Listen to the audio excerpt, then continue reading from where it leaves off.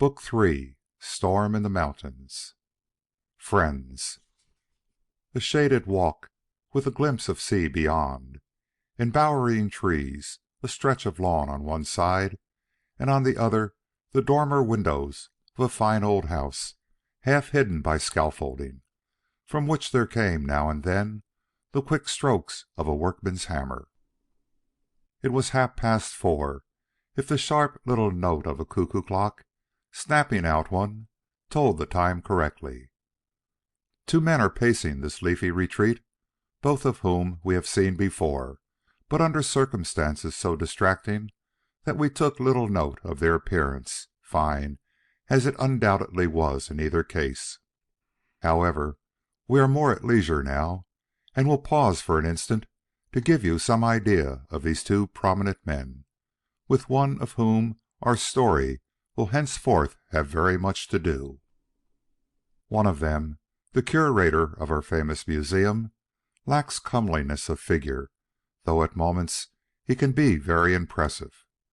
We can therefore recognize him at a distance by means of a certain ungainliness of stride, sometimes seen in a man wholly given over to intellectual pursuits. But when he turns and you get a glimpse of his face, you experience at once the scope of mind and charm of spirit which make his countenance a marked one in the metropolis.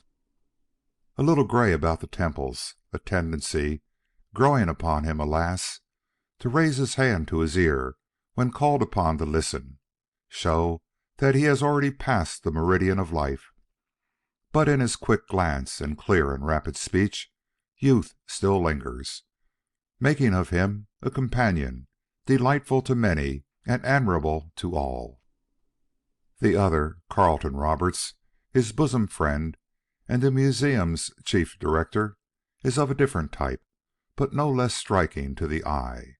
For him, personality has done much toward raising him to his present status among the leading men of New York. While not tall, he is tall enough never to look short, owing to the trim elegance of his figure and the quiet dignity of his carriage. He does not need to turn his face to impress you with the idea that he is handsome, but when he does so, you find that your expectations are more than met by the reality.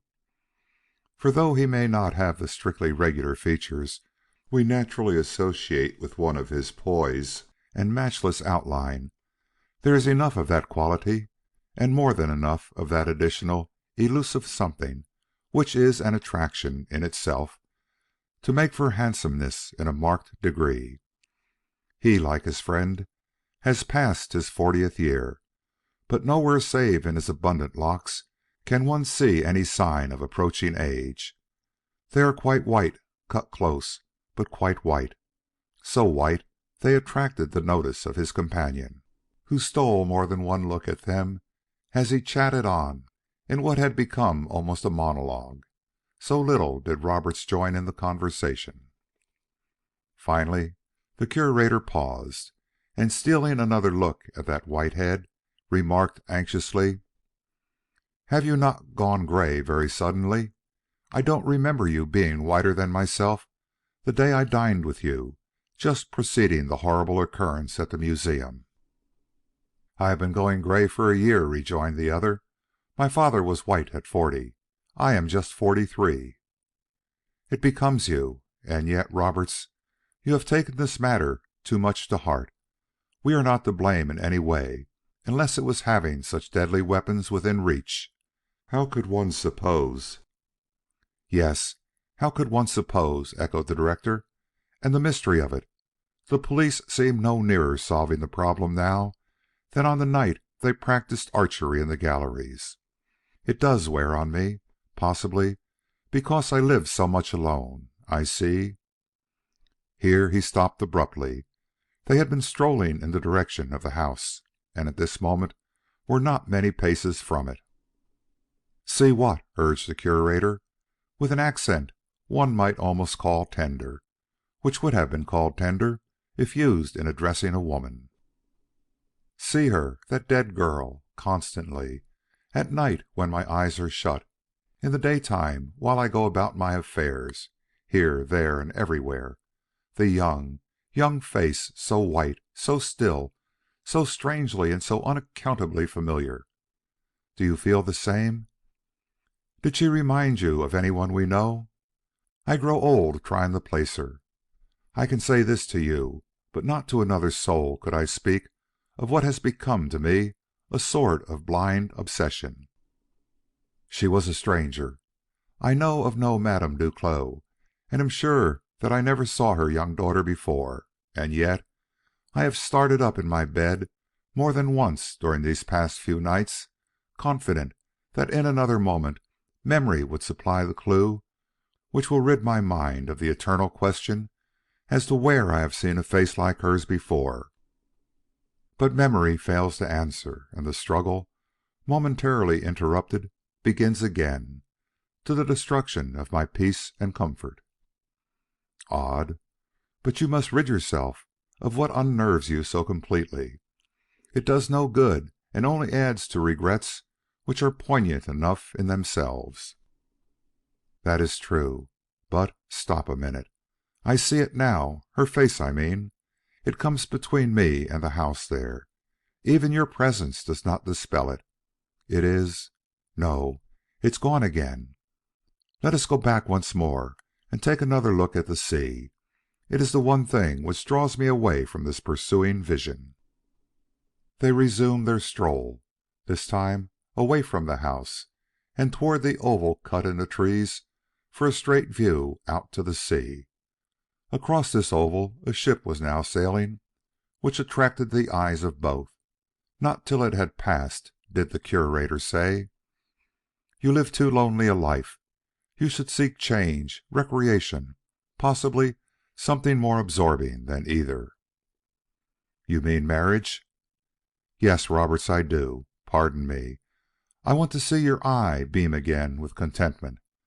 The loss of your late companion has left you desolate, more desolate than you have been willing to acknowledge. You cannot replace her." "I am wedded to politics." "An untrustworthy jade. When did politics ever make a man happy?" Happy? They were turned toward the house again. When near, Roberts capped his exclamation with the remark, "You ask a great deal of me, more than you ask for yourself. You have not married again." "But my mistress is not a jade. I find joy in my work. I have had no time to woo a woman as she should be wooed if she is to be a happy second wife. I should have so much to explain to her. When I get looking over prints, the dinner bell might ring a dozen times without my hearing it. A letter from an agent telling of some wonderful find in Mesopotamia would make me forget whether my wife's hair was brown or black. I don't need diversion, Roberts." "Yet you enjoy a couple of hours in the country, a whiff of fresh air." "And a chat with a friend. Yes, I do. But if the museum were open..." Mr. Roberts smiled. "I see that you are incorrigible." Then, with a gesture toward the house, "Come and see my new veranda. Its outlook will surprise you." As you have already surmised, he was the owner of this place, and the man for whose better understanding Sweetwater had again taken up the plane and the hammer. End of chapter 16.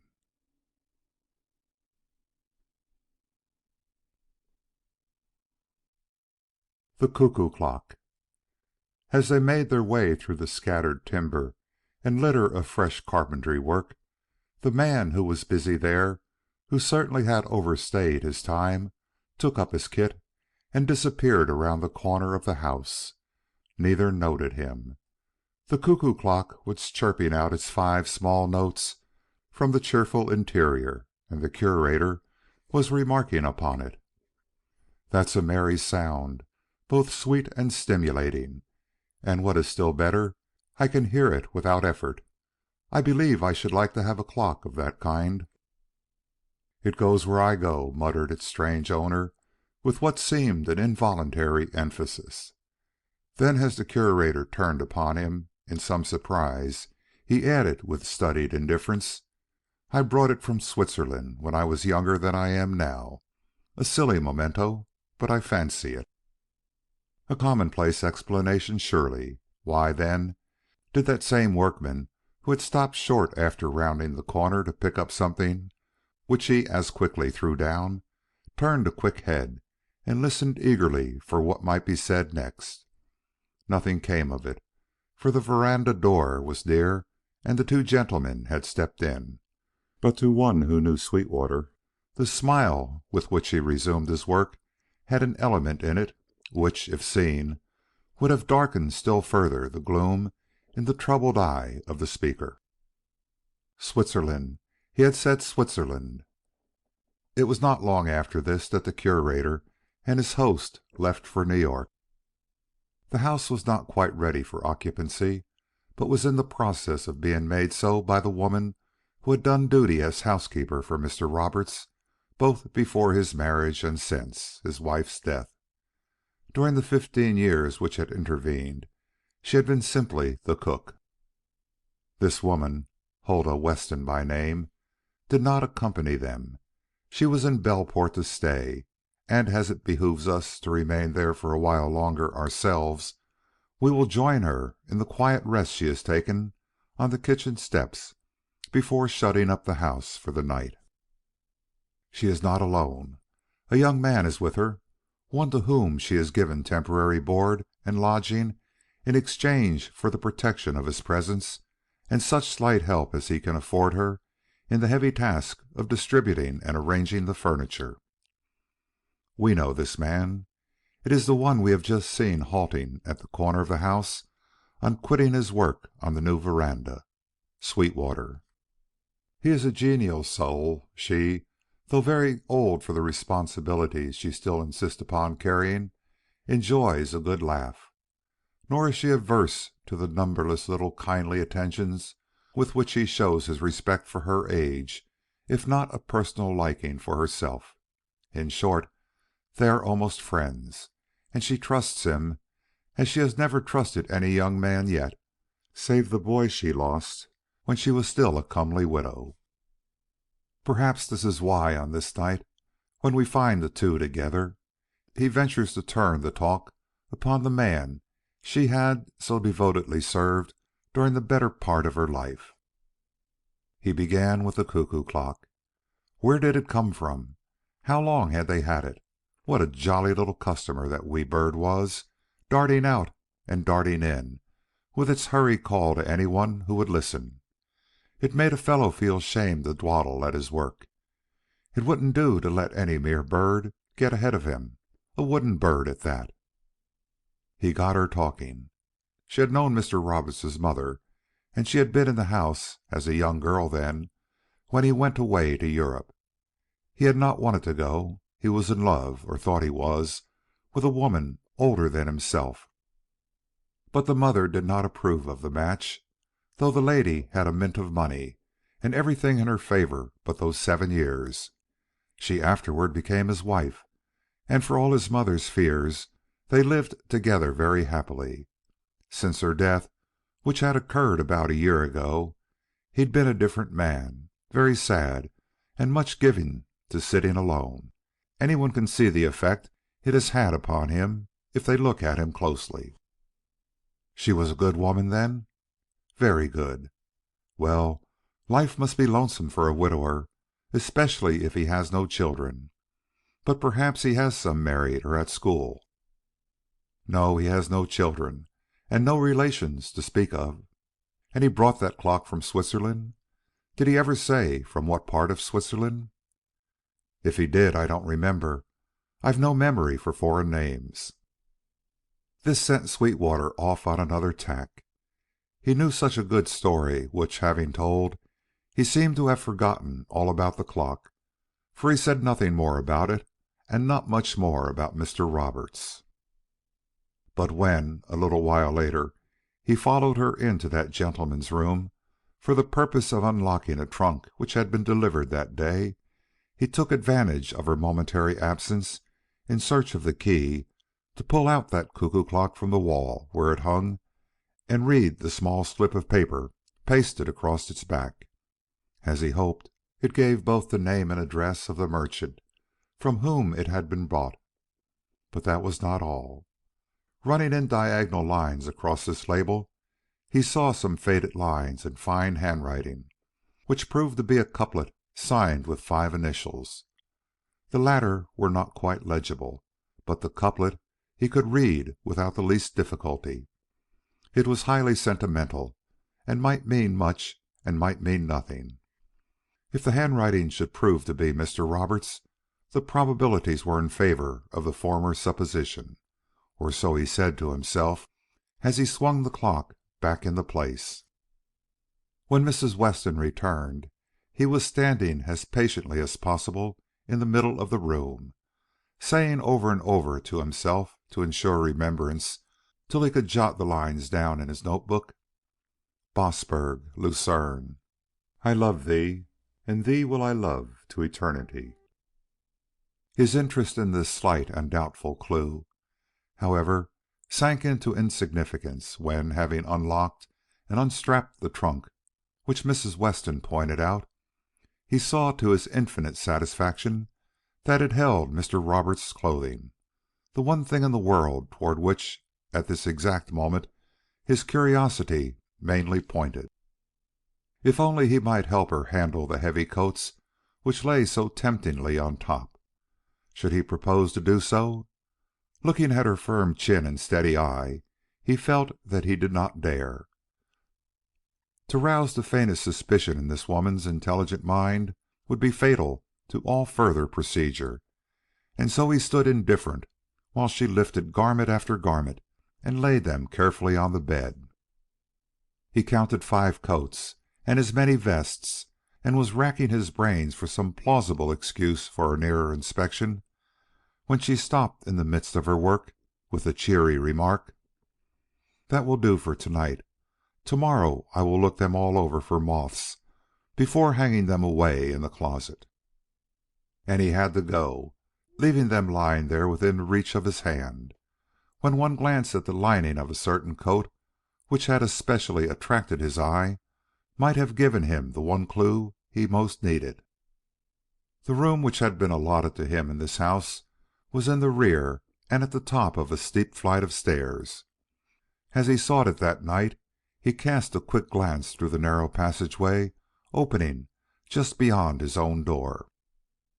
Would it be possible for him to thread those devious ways and reach Mr. Roberts' room without rousing Mrs. Weston, who, in spite of her years, had the alertness of a watchdog with eye and ear ever open? To be found strolling through quarters where he had no business would be worse than being suspected of taking a personal interest in the owner's garments. He was of an adventurous turn, and ever ready to risk something on the turn of a die, but not too much. A false move might hazard all. Besides, he remembered the airing these clothes were to get, and the nearness of the clothes yard to the pump he so frequently patronized, and all the chances which this gave for an inspection which would carry little danger to one of his ready wit. So he gave up the midnight search he might have attempted under other circumstances, and shut his room from the moon and his eyes to sleep, and dreamed. Was it of the great museum, with its hidden mystery enshrouding its many wonders of high art, or of a far-off time and a far-off scene, where in the stress of some great emotion the trembling hand of Carleton Roberts had written on the back of this foolish clock, for which he still retained so great a fancy, the couplet which he himself had so faithfully memorized: "I love but thee, and thee will I love to eternity." At 8 o'clock on the following morning, the quick strokes of the workman's hammer reawakened the echoes at the end of the building where the big enclosed veranda was going up. As the clock struck 9, Mrs. Weston could be seen hanging up her master's coats and trousers on a long line stretched across the clothes yard. They remained there for 2 hours, viewed from afar by Sweetwater, but not approached till he saw the old woman disappear from one of the gates with a basket on her arm. Then he developed thirst and went rearward to the pump. While there, he took a look at the sea. A brisk wind was springing up. It gave him an idea. Making sure that his fellow workmen were all busy, he loosened one end of the line holding the fluttering garments, and then went back to his work. As the wind increased, the strain on the line became too great, and soon he had the satisfaction of seeing the whole thing fall in one wild flap to the ground. With an exclamation calculated to draw the attention of the men about him to what had happened, he rushed to the rescue, lifted the line, and rearranged the clothes. Then, refastening, this time securely, the end of the line which had slipped loose, he returned to his post with just one quick and disappointed look thrown back at the now safe if wildly fluttering garments. He had improved his opportunity to examine the inside of every coat and had found nothing to reward his scrutiny. But it was not this which had given him his chief annoyance. It was the fact that the one coat from which he had expected the anticipated clue, the coat which Mr. Roberts had certainly worn on that tragic day at the museum, was not there. A summer overcoat had filled out the number, and his investigation was incomplete. Why was that one coat lacking? He was sure he had seen it the night before, lying on the bed with the others. Was it still there, or had it been stowed away in drawer or closet? Irrespective of its danger from moths, for a reason he would give his eye teeth to know, but dare not inquire into till he had clinched his friendship with this old woman so thoroughly that he could ask her anything, which certainly was not the case as yet. The absence of the one coat he wanted most to see afflicted him sorely. He told Mrs. Weston on her return how the line had fallen and how he had replaced it, but for all his wits he could not get any further. With the close of the day's work and the reappearance of Mr. Roberts, he slipped away to the village to avoid an encounter of the results of which he felt very doubtful. His dinner would not be ready till after Mr. Roberts had been served, and the 3 hours which must necessarily elapse before that happy moment looked very long and very unproductive to him, especially as he had found no answer as yet to the question which so grievously perplexed him. He had paced the main street twice, and had turned into a narrow lane ending in the smallest of gardens and the most infinitesimal of houses, when the door of this same house opened and a man came out whose appearance held him speechless for a moment, then sent him forward with a quickly beating heart. It was not the man himself that produced this somewhat startling effect. It was his clothes. So far as his hat and nether garments went, they were, if not tattered, not very far from it. But the coat he wore was not only trim, but made of the finest cloth, and without the smallest sign of wear. It was so conspicuously fine, and looked so grotesquely out of place on the man wearing it, that he could pass no one without rousing curiosity, and he probably had all he wanted to do for the next few days in explaining how a fine gentleman's coat had fallen to his lot. But to Sweetwater, its interest lay in something more important than the amusing incongruity it offered to the eye. It looked exactly like the one belonging to Mr. Roberts, which had escaped his scrutiny in so remarkable a way. Should it prove to be the same, how fortunate he was to have it brought thus easily within his reach, and under circumstances so natural it was not necessary for him to think twice how best to take advantage of them. Father Dobbins, for that is the name by which this old codger was known to the boys, was, as might be expected, very proud of his new acquisition, and quite blind to the contrast it offered to his fringed-out trouser legs. He had a smile on his face which broadened as he caught Sweetwater's sympathetic glance. "Fine day," he mumbled. "Are you wanting something of me that you're coming this way?"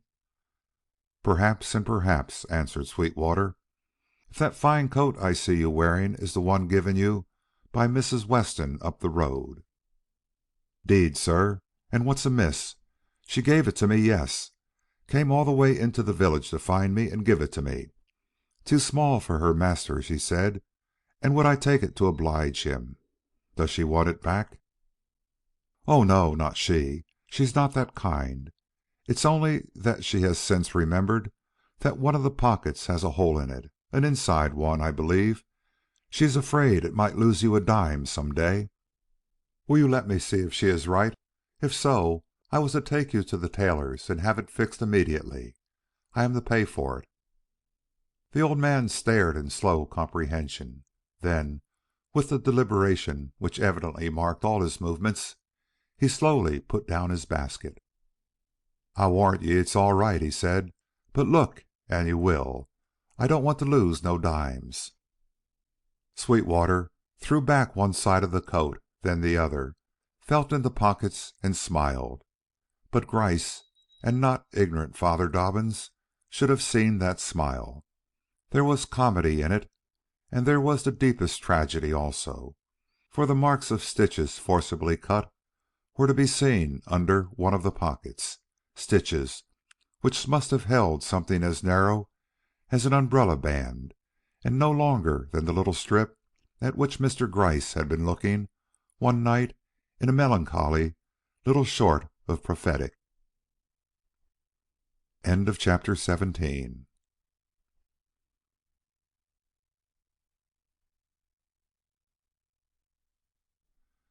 Mrs. Davis's strange lodger.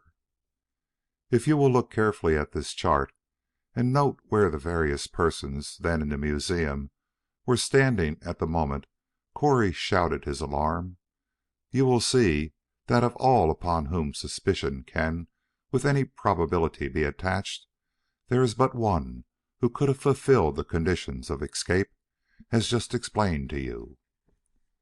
Stretching forth an impressive finger, Mr. Gryce pointed to a certain number on the chart outspread between him and the Chief Inspector. He looked and saw the number 3, and glanced anxiously down at the name it prefigured. Roberts, the director? Impossible. Not to be considered for a moment. "I'm afraid you're getting old, Gryce." And he looked about to be sure that the door was quite shut. Mr. Gryce smiled, a little drearily perhaps, as he acknowledged this self-evident fact. "You are right, Chief. I am getting old, but not so old as to venture upon so shocking an insinuation against a man of Mr. Roberts' repute and seeming honor, if I had not some very substantial proofs to offer in its support." "No doubt, no doubt. But it won't do, I tell you, Gryce, it won't do. There cannot be any such far-fetched and ridiculous explanation to the crime you talk about. Why, he's next to being the Republican nominee for senator. An attack upon him, especially of this monstrous character, would be looked upon as a clear case of political persecution, and such it would be, and nothing less, and it would be all to no purpose, I am sure. I hope you are alone in these conclusions, that you have not seen fit to share your ideas on this subject with any of the boys." "Only with Sweetwater, who did some of the work for me." "And Joyce, how about him?" "He had the same opportunities as myself, but we have not reached the point of mentioning names. I thought it best to consult with you first." "Good. Then we'll drop it." It was decisively said, but Gryce gave no signs of yielding. "I'm afraid that's impossible," said he. Then, with the dignity of long experience, he added with quiet impressiveness, "I have, as you know, faced crime these many years in all its aspects. I have tracked the ignorant, almost imbecile, murderer of the slums, and laid my hand in arrest on the shoulder of so-called gentlemen hiding their criminal instincts under a show of culture and sometimes of wide education.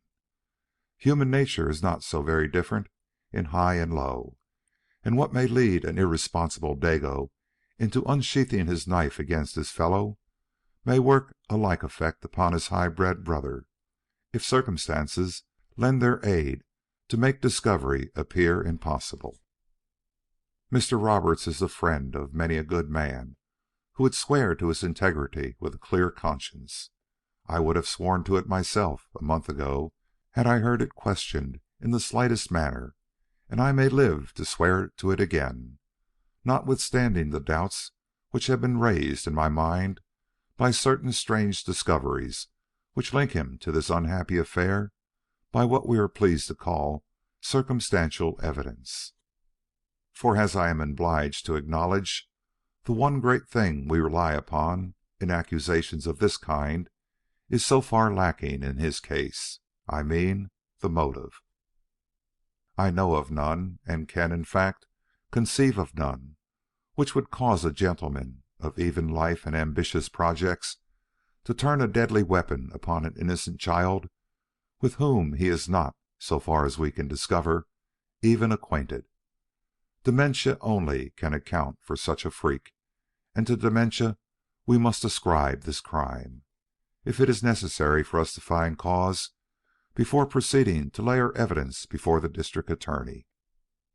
All I propose to do at present is to show you my reasons for thinking that the arrow which slew Angeline Willetts, or as we have been assured by unimpeachable authority, Angeline Duclos, masquerading under the name of Angeline Willetts, was set to bow and loosed across the court by the gentleman we have just mentioned. Here Mr. Gryce stopped for a look of encouragement from the severely silent man he was endeavoring to impress. But he did not get it. With a full sense of his years weighing upon him as never before, he sighed, but continued with little change of tone. In the first day or two of keen surprise following an event of so many complicated mysteries, I drew up in my own mind a list of questions which I felt should be properly answered before I would consider it my duty to submit to you a report to the disadvantage of any one suspect. This was question 1. Whose was the hand to bring up into the museum gallery the bow recognized by Correy as the one which had been lying by for an indefinite length of time in the cellar? Not till yesterday did I get any real definite answer to this. Correy would not talk, nor would the Curator, and I dared not press either of them beyond a certain point, for equally with yourself I felt it most undesirable to allow anyone to suspect the nature of my theory or whom it especially involved. The Curator had nothing to hide on this or any other point connected with the tragedy. But it was different with Correy. He had some very strong ideas about the visit to the cellar, only he would not acknowledge them. So yesterday, after the satisfactory settlement of another puzzling question, I made up my mind to trap him, which I did after this manner. He has, as most men have, in fact, a great love for the Curator. In discussing with him the mysterious fetching up of the bow and its subsequent concealment in the Curator's office, I remarked with a smile that I did not mean to have him take as real that only the Curator himself would do such a thing, and then forget it, that it must have been his shadow he saw, and I begged him, in a way half jocose, half earnest, to say so and have done with it. It worked, sir. He flushed like a man who had been struck. Then he grew white with indignation and blurted forth that it was no more his shadow than it was Mr. Roberts', that indeed it was much more like Mr. Roberts' than the Curator's. At which I simply remarked, "You think so, Correy?" To which he replied, "I do not think anything, but I know that Curator Jewett never brought up that bow from the cellar, or he would have said so the minute he saw it. There's no better man in the world than he, nor than Mr. Roberts either," I put in, and left him comforted, if not quite reassured. Such for question 1.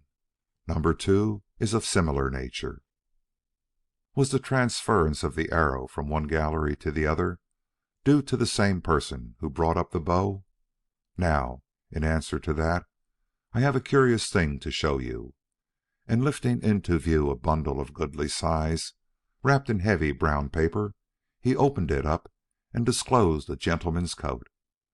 Spreading this out between them, lining side out, and pointing out two marks an inch or so apart, showing the remains of stitches for which there seemed to have been no practical use, he took from his own vest pocket what looked like a bit of narrow black tape.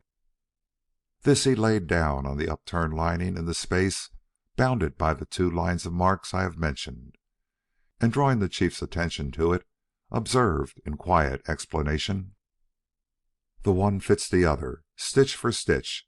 Look closely at them both, I beg, and tell me if in your judgment it is not evident that this strap or loop, or whatever we may call it, has been cut away from this coat to which it had been previously sewed, and by no woman either."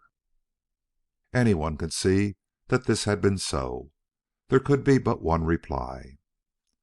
"This coat I bought from an old man to whom it had been given by Mr. Roberts' housekeeper on their arrival at his new home on Long Island.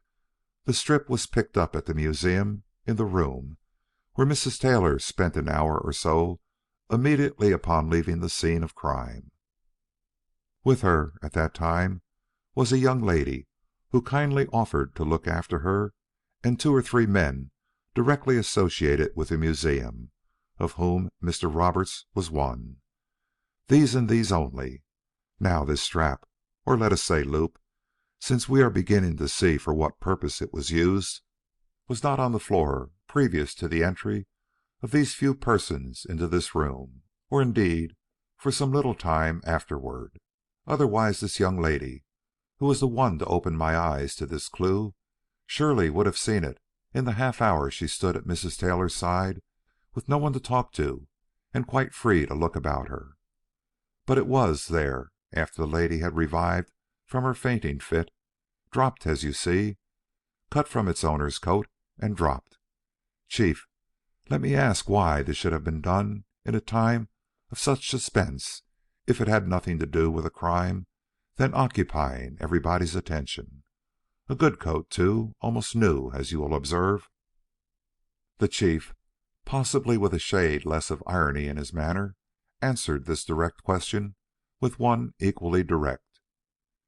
"And what connection have you succeeded in establishing between this abominable crime and the coat, with or without a loop, worn by the museum's leading director?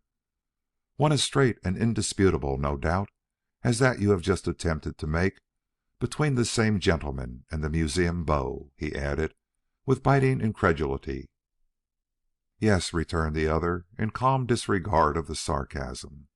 "Straighter and more indisputable, if anything. We are asking, as you will remember, how an arrow could have been carried from the southern to the northern gallery without attracting anyone's attention. I will show you how."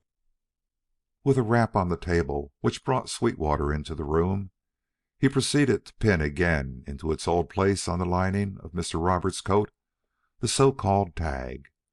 Then taking the arrow which Sweetwater proceeded to hand him, he slipped it into the loop thus made and showed how securely it could be held there by its feather end.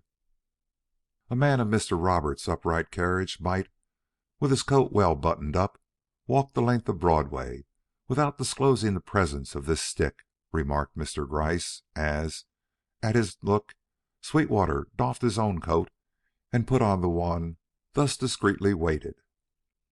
The Chief stared, paling slightly as he noted the result. Mr. Gryce, who never overemphasized his effects, motioned Sweetwater to leave and proceeded to the next question. "Number 3," he now observed, "should have come first, as it has already been answered.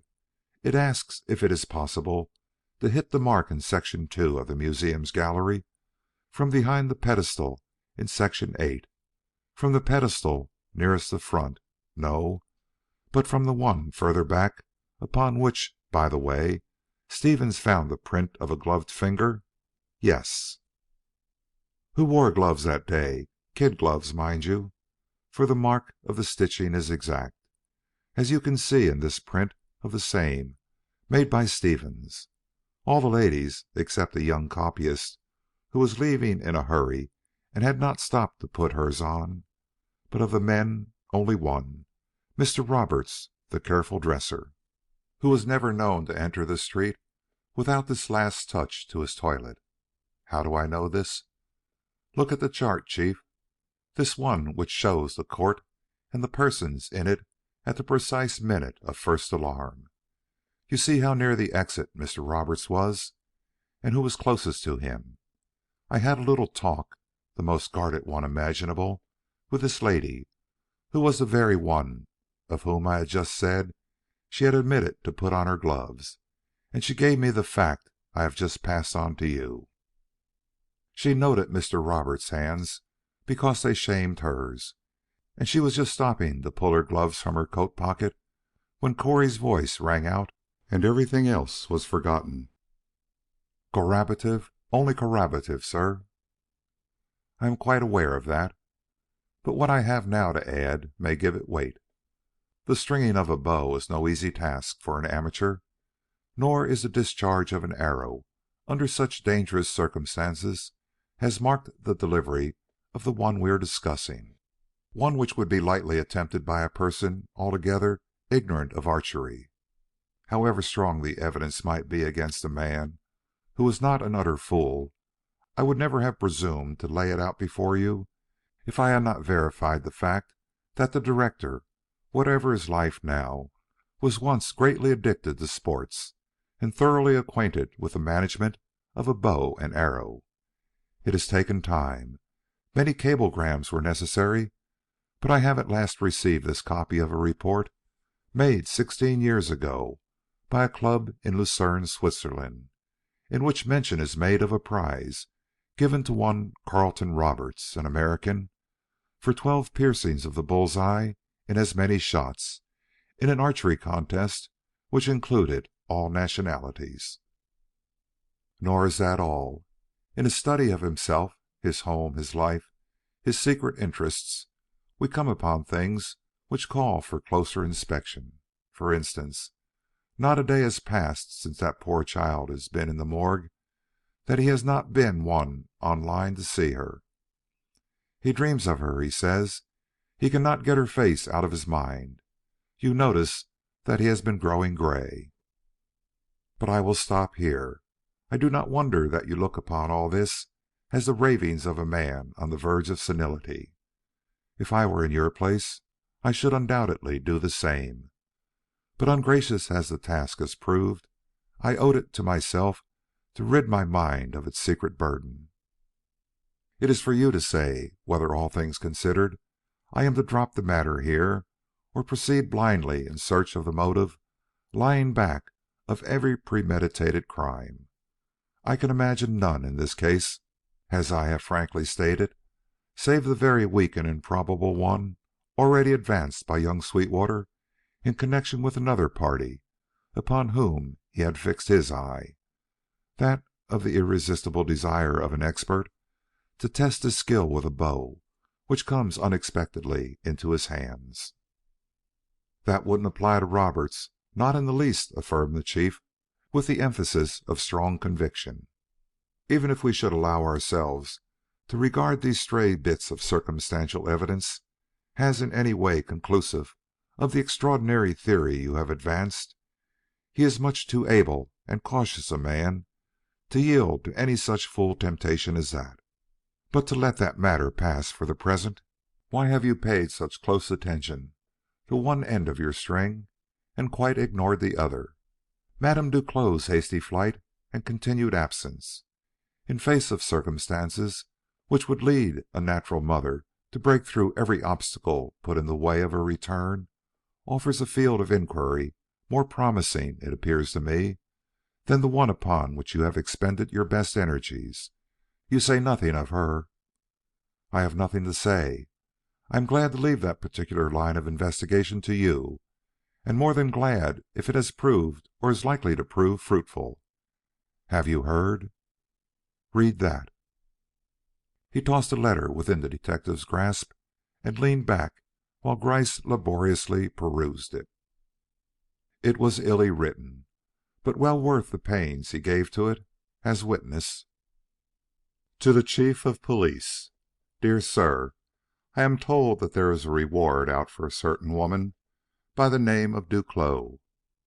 I do not know any such person, but there is a woman who has been lodging in my house for the last 2 weeks who has acted so strangely at odd times that I have become very suspicious of her and think it right for you to know what she did here one night.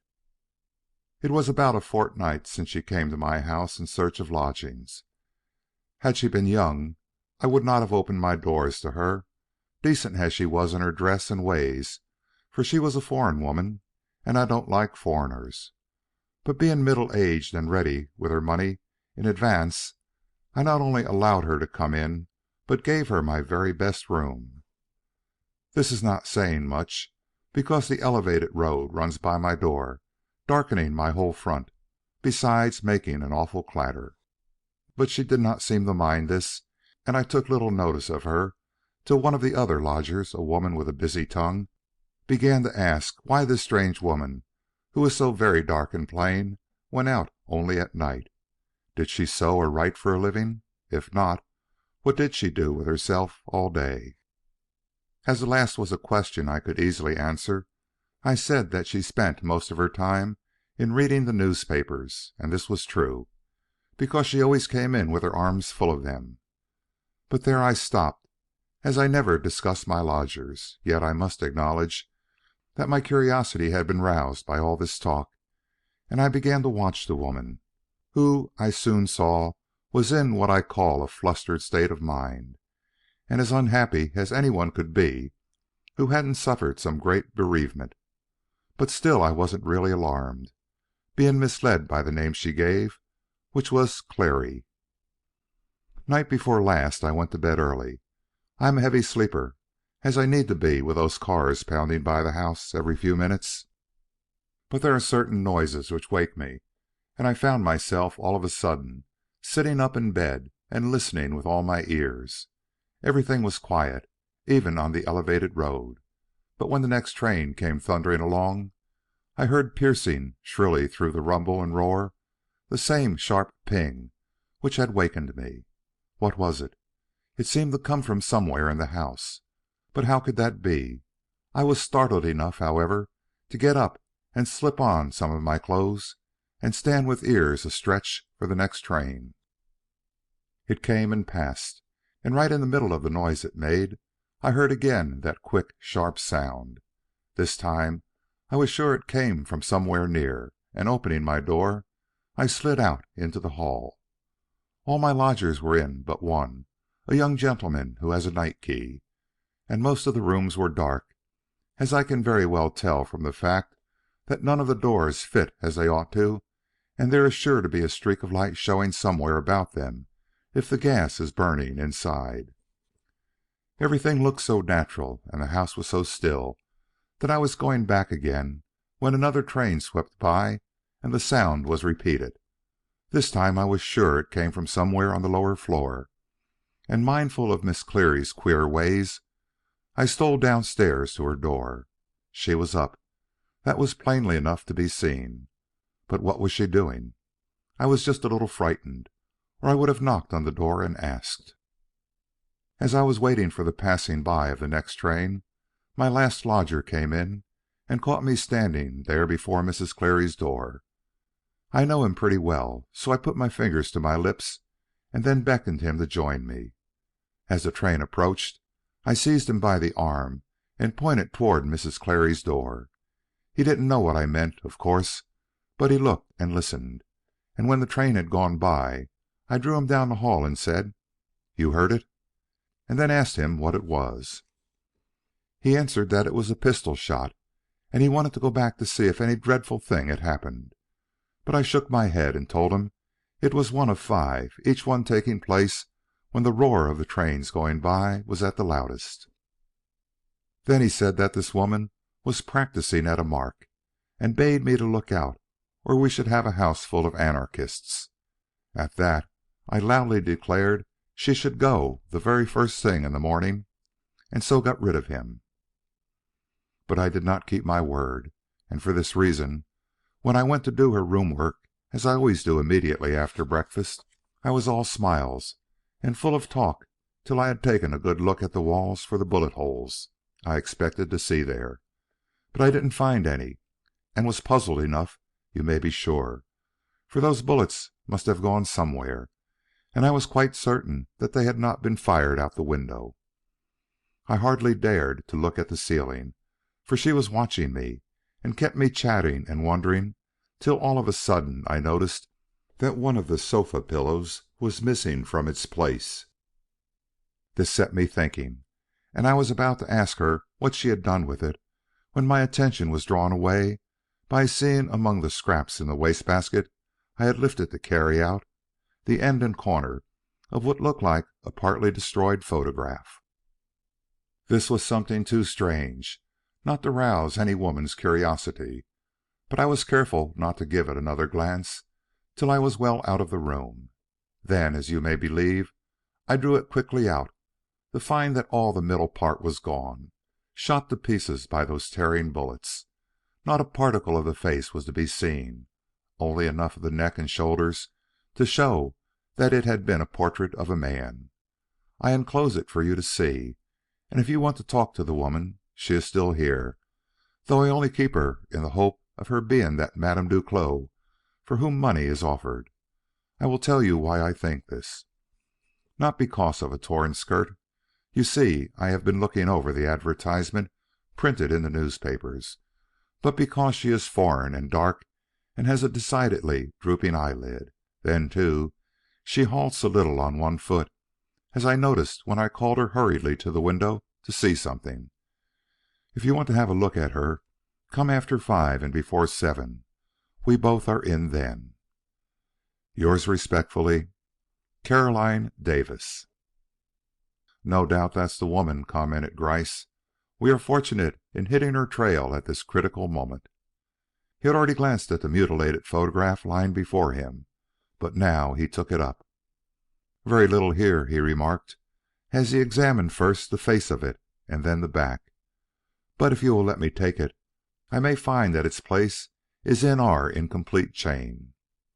Take it, and if you would like to have a talk with this woman herself.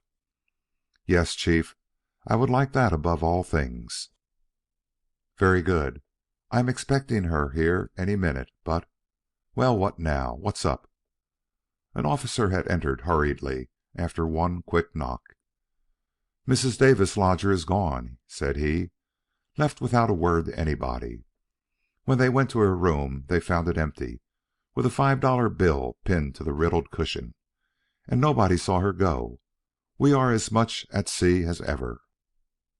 A smile, both curious and fine, crossed Mr. Gryce's lips as he listened to this, and turning earnestly to the Chief, he begged for the job of looking her up. I think with that little start we now have that I can find her, said he. At all events, I should like to try. And let the other matter rest quiescent meanwhile? If it will. What do you mean by that? I hardly know myself, Chief. All is hazy yet, but sky's clear, and so do most of our problems. If the two ends of my string should chance to come together... But here a look from his chief stopped him. Let us pray that they won't, but if they do, we shall not shirk our duty, Gryce. End of chapter 18.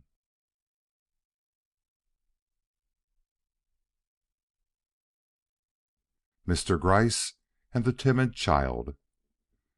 Assurance does it, sir. A great deal of assurance. Not that I have much. Here Mr. Gryce laughed, with the result that Sweetwater laughed also. A moment of fun was a welcome relief, and they both made the most of it.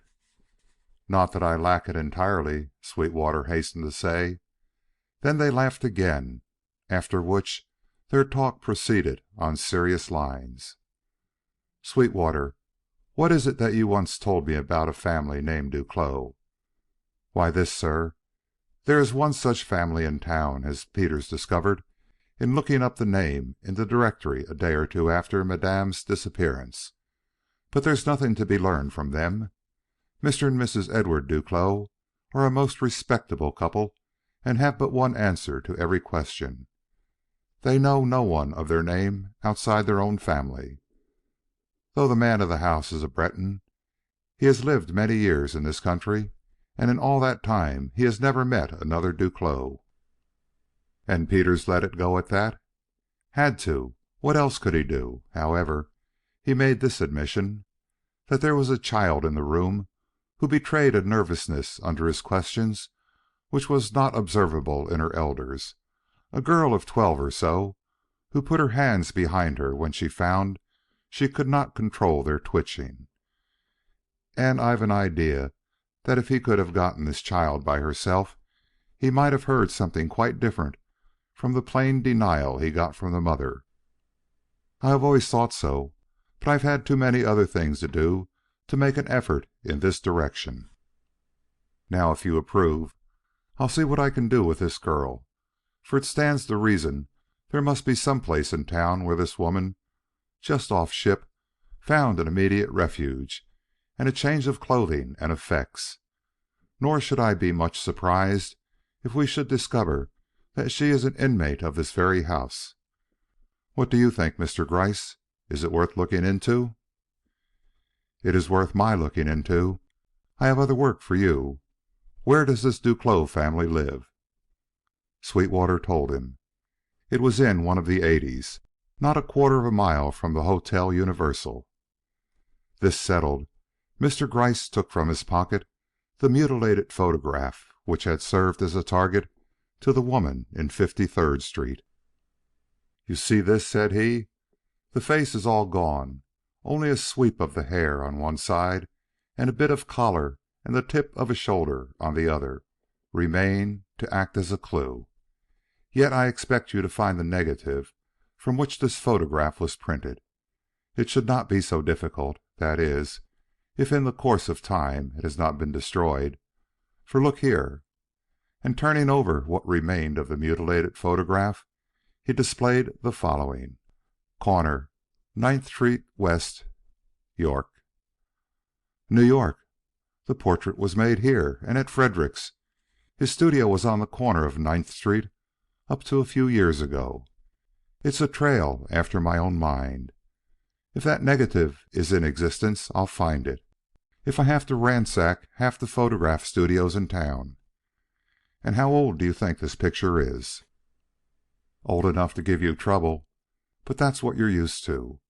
We want to know. What we must know is this: the name of the man who has incurred Madame's enmity to such a degree that she spends the small hours of the night in knocking out his features from a 15-year-old photograph. If it should prove to be that of a public man, rich or otherwise, we might consistently lay it to social hatred.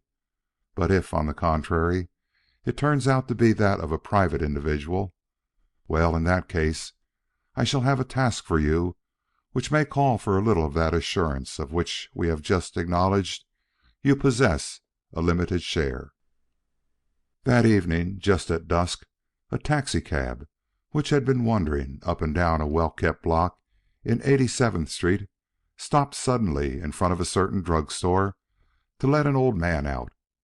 He seemed very feeble and leaned heavily on his cane while crossing the sidewalk toward the store. But his face was kindly, and his whole aspect that of one who takes the ills of life without bitterness or complaint.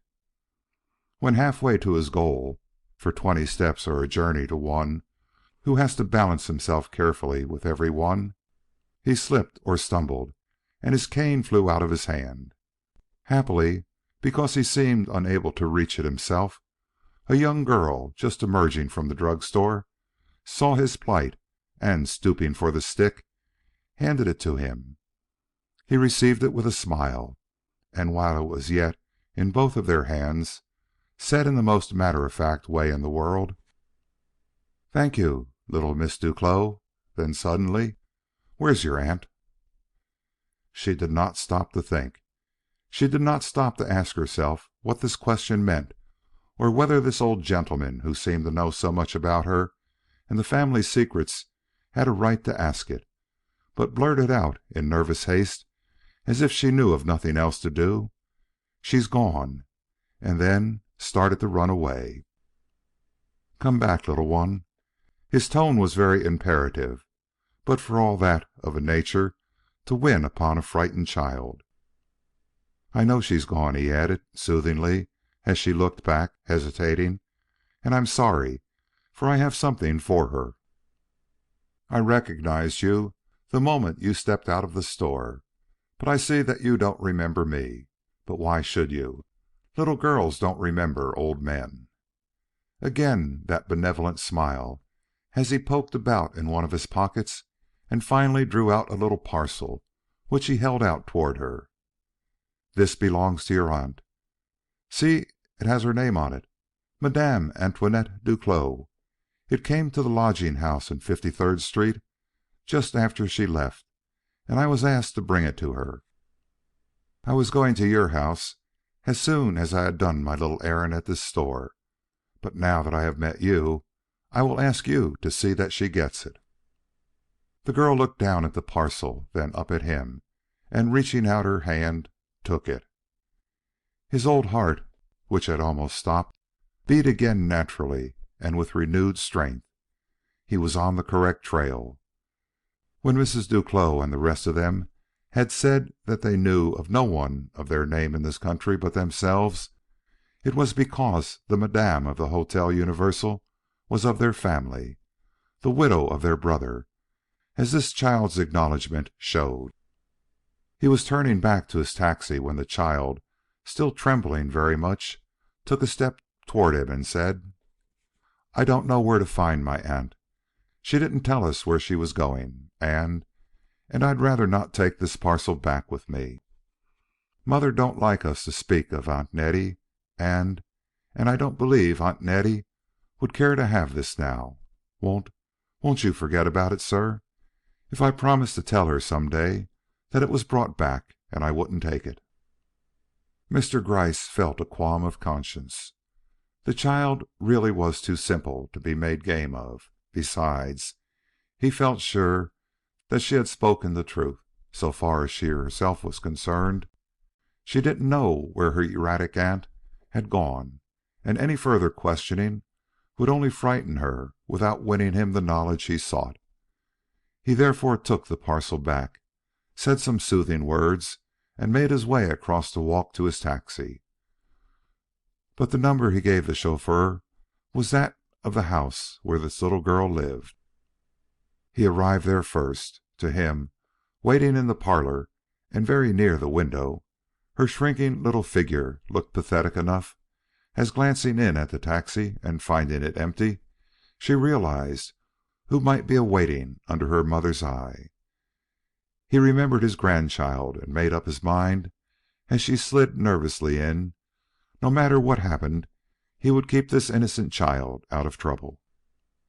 The lady who presently came in to receive him was one who called him instinctively to his feet in respect and admiration. She was an American, and of the best type, a woman who, if she told a lie, would not tell it for her own comfort or gain, but to help someone else to whom she owed fealty or love. But would she lie for anyone? As he studied her longer, taking in his own way, the candid expression of her eye and the sweet but firm set of her lips, he began to think she would not, and the interest with which he proceeded to address her was as much due to herself as to the knowledge he hoped to gain from her. "Mrs. Duclos?" he asked. "Yes, sir. And you?" "I am a member of the New York police. My errand is one which you can probably guess. You have a sister-in-law, the widow of your husband's brother. As her testimony is of the utmost importance in the inquiry which is to be made into the cause and manner of her daughter's death, I should be very glad to have a few minutes' talk with her if, as we have every reason to believe, she is in this house at the present moment." Mrs. Edward Duclos was a strong and upright woman, but this direct address, this open attack, was too much for her. However, before replying, she had a question of her own to put, and she proceeded to ask it firmly, quietly, and apparently with every expectation of its being answered. "How did you learn that Mr. Duclos had a brother, and that his brother had left a widow?" "Not from you, madam," he smiled, "nor from your husband. I very much wish we had. We have been waiting for some such word ever since our advertisement appeared. It has not come." She gave him a quick, interrogating glance, folded her hands, and answered without further hesitation. "We had our reasons for silence, reasons which we thought quite justifiable. But they don't hold good if we are to be brought into conflict with the police. Mr. Duclos told me this morning that if we were driven to speak, we must do so with complete honesty and without quibble.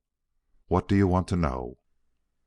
"Everything. First, your sister-in-law's story, then her reason for sending her child alone to the museum, as well as the cause of her flight before she could have heard of that poor child's fate. More hangs upon an understanding of these facts than I am at liberty to tell you. She herself would agree with me in this if I could have a few minutes' conversation with her."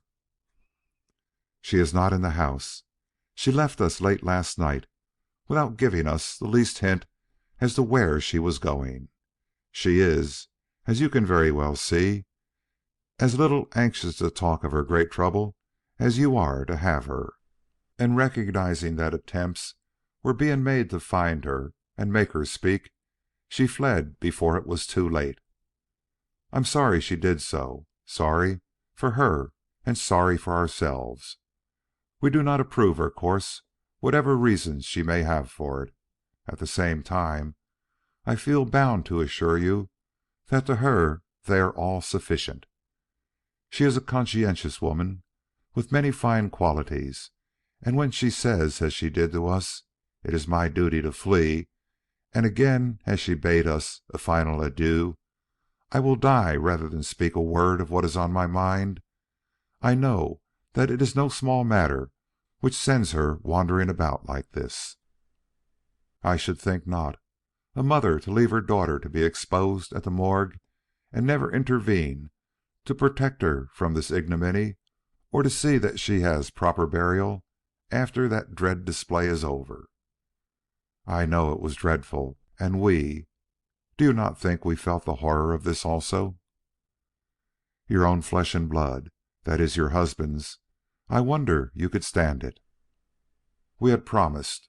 She made us promise the first day she came that we would keep still and make no move, whatever happened." "It was here she came, then, directly from the hotel?" "I am obliged to admit it." "With her torn dress and her little bag?" "Yes." "And you procured her different clothes, and the suitcase in which she now lugs about her effects?" "You seem to know it all." "Mrs. Duclos, I hope you will answer my next question as honestly as you have the previous ones. Had Madame Duclos heard of her daughter's death when she first presented herself to you?" "Since you ask me this, I must answer. She was in great distress, but did not tell me why till I asked her where Angeline was. Then she broke down utterly, and flinging herself face down on the sofa, sobbed and wailed, and finally confided to us that a terrible accident had happened to the child, and that she was lying dead in one of the city's great museums." "Did she say what accident?" "No. She was almost delirious with grief, and we couldn't question her. After the papers came, and we had read the dreadful news, we tried to get from her some explanation of what it all meant. But now she wouldn't answer. Before, she couldn't." "Did you ask her how she came to know that Angeline was dead, before the news was circulated outside the museum?" "Yes, but she did not answer, only looked at us. It was the most despairing look I ever saw in my life.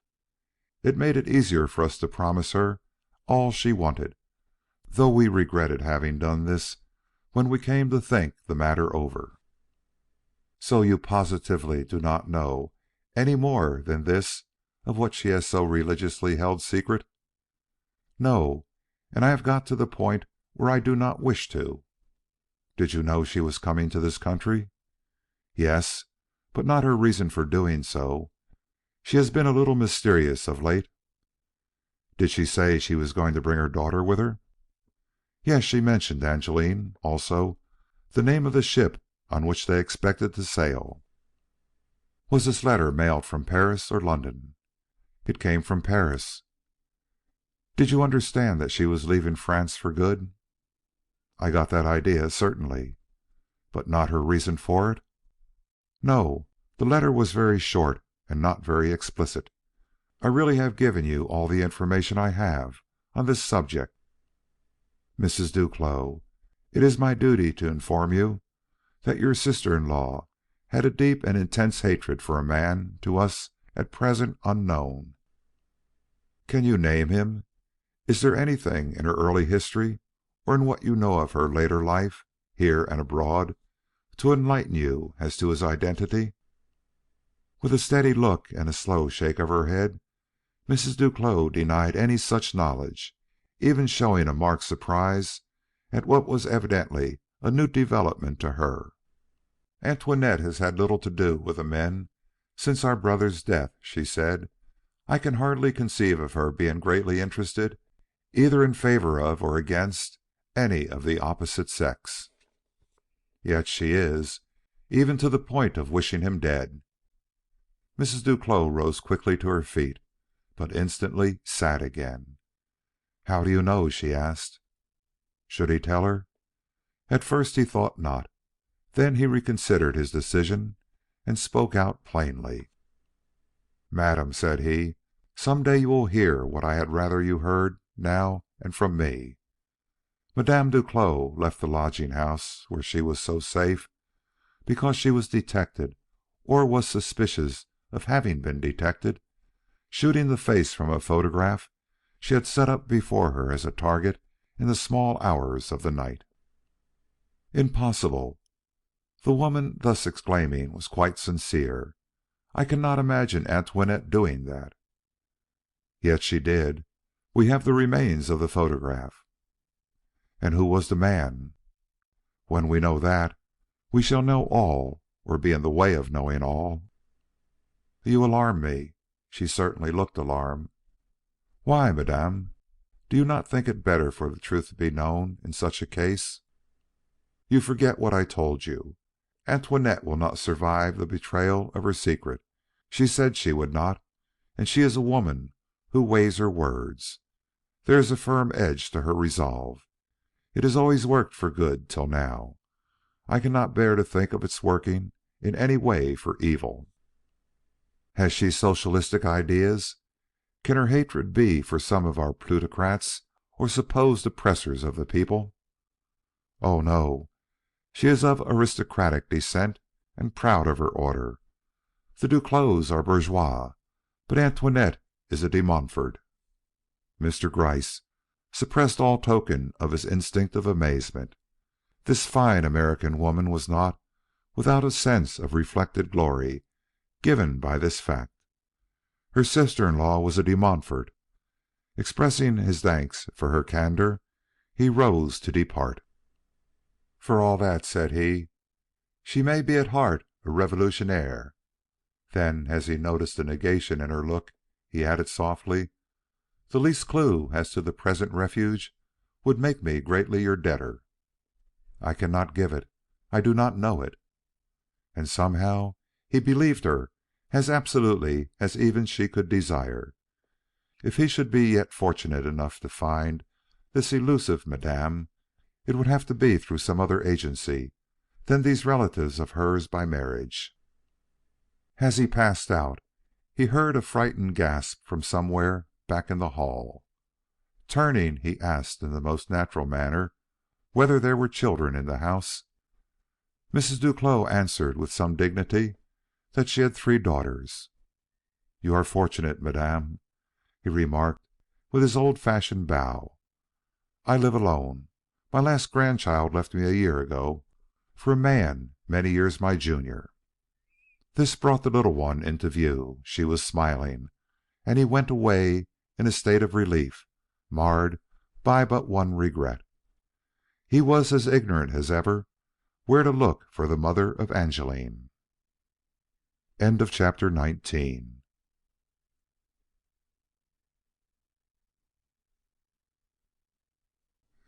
Mr. Gryce and the Unwary Woman.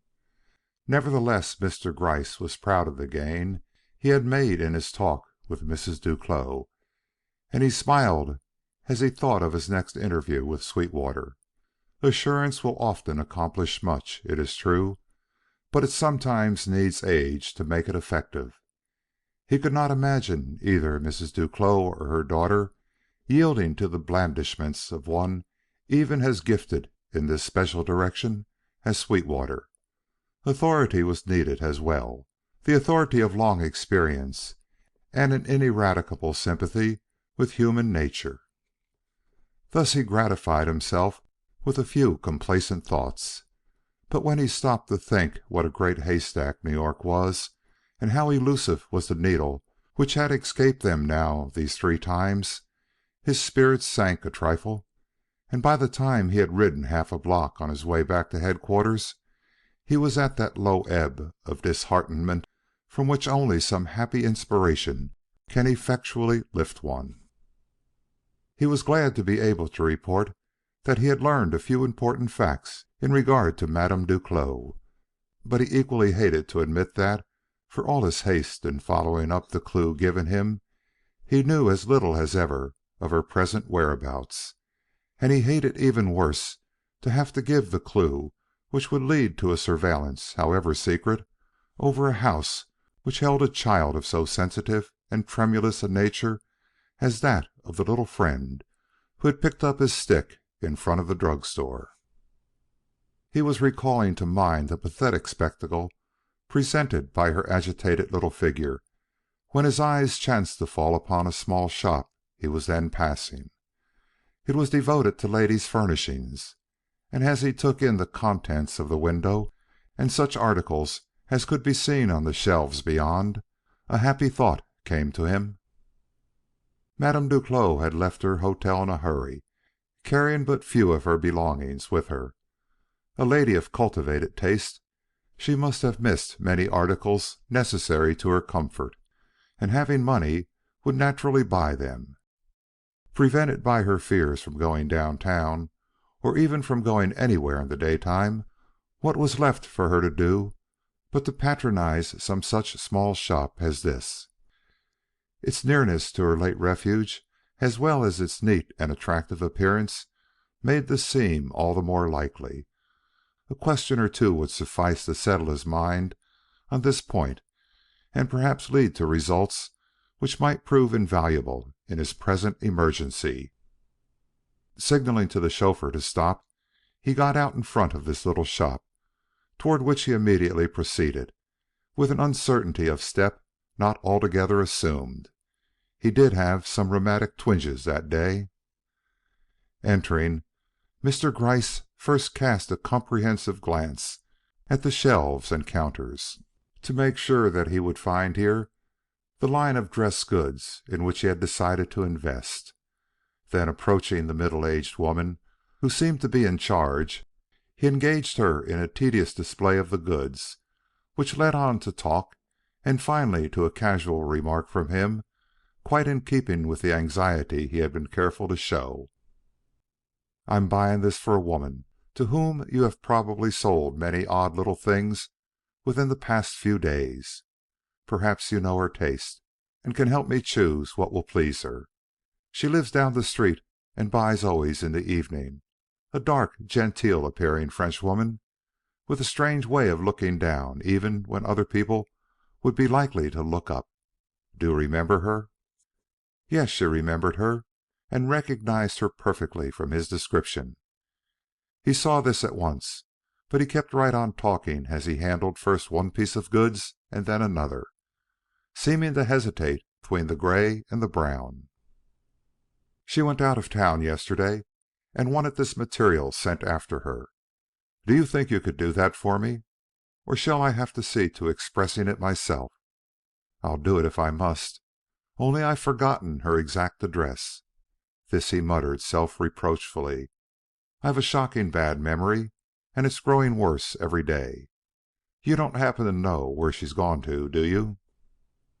The innocence of this appeal from one of his years and benevolent aspect did not appear to raise the woman's suspicion, and yet she limited her reply to this short statement: "I'll send the goods if you will make your choice." And it was not till long after that he learned that Madame Duclos, being very anxious for her mail and such newspapers as she wanted, had made arrangements with this woman to forward them. Disappointed, but still hoping for some acknowledgment that would give him what he wanted, he continued to putter with the goods, when she broke in with harsh decision: "I think she would prefer the gray." "Oh, do you?" said he, with just a hint of disapproval at the suggestion. "I like brown best myself, but let it be gray. 10 yards," he ordered. She was particular to say that she wanted 10 yards, and that I was to be sure and purchase the dress at the shop adjoining the drug store. You see I have obeyed her," he added, with a touch of senility in his quiet chuckle which threw the busy woman off her guard. "I fear," said she, "that the dress I sold her before will not prove very becoming, but gray is always good. That's why I advised it." I see," chattered away the old man, not without some slight compunction. "But in my opinion she's too dark for such somber dresses. I've told her so a score of times."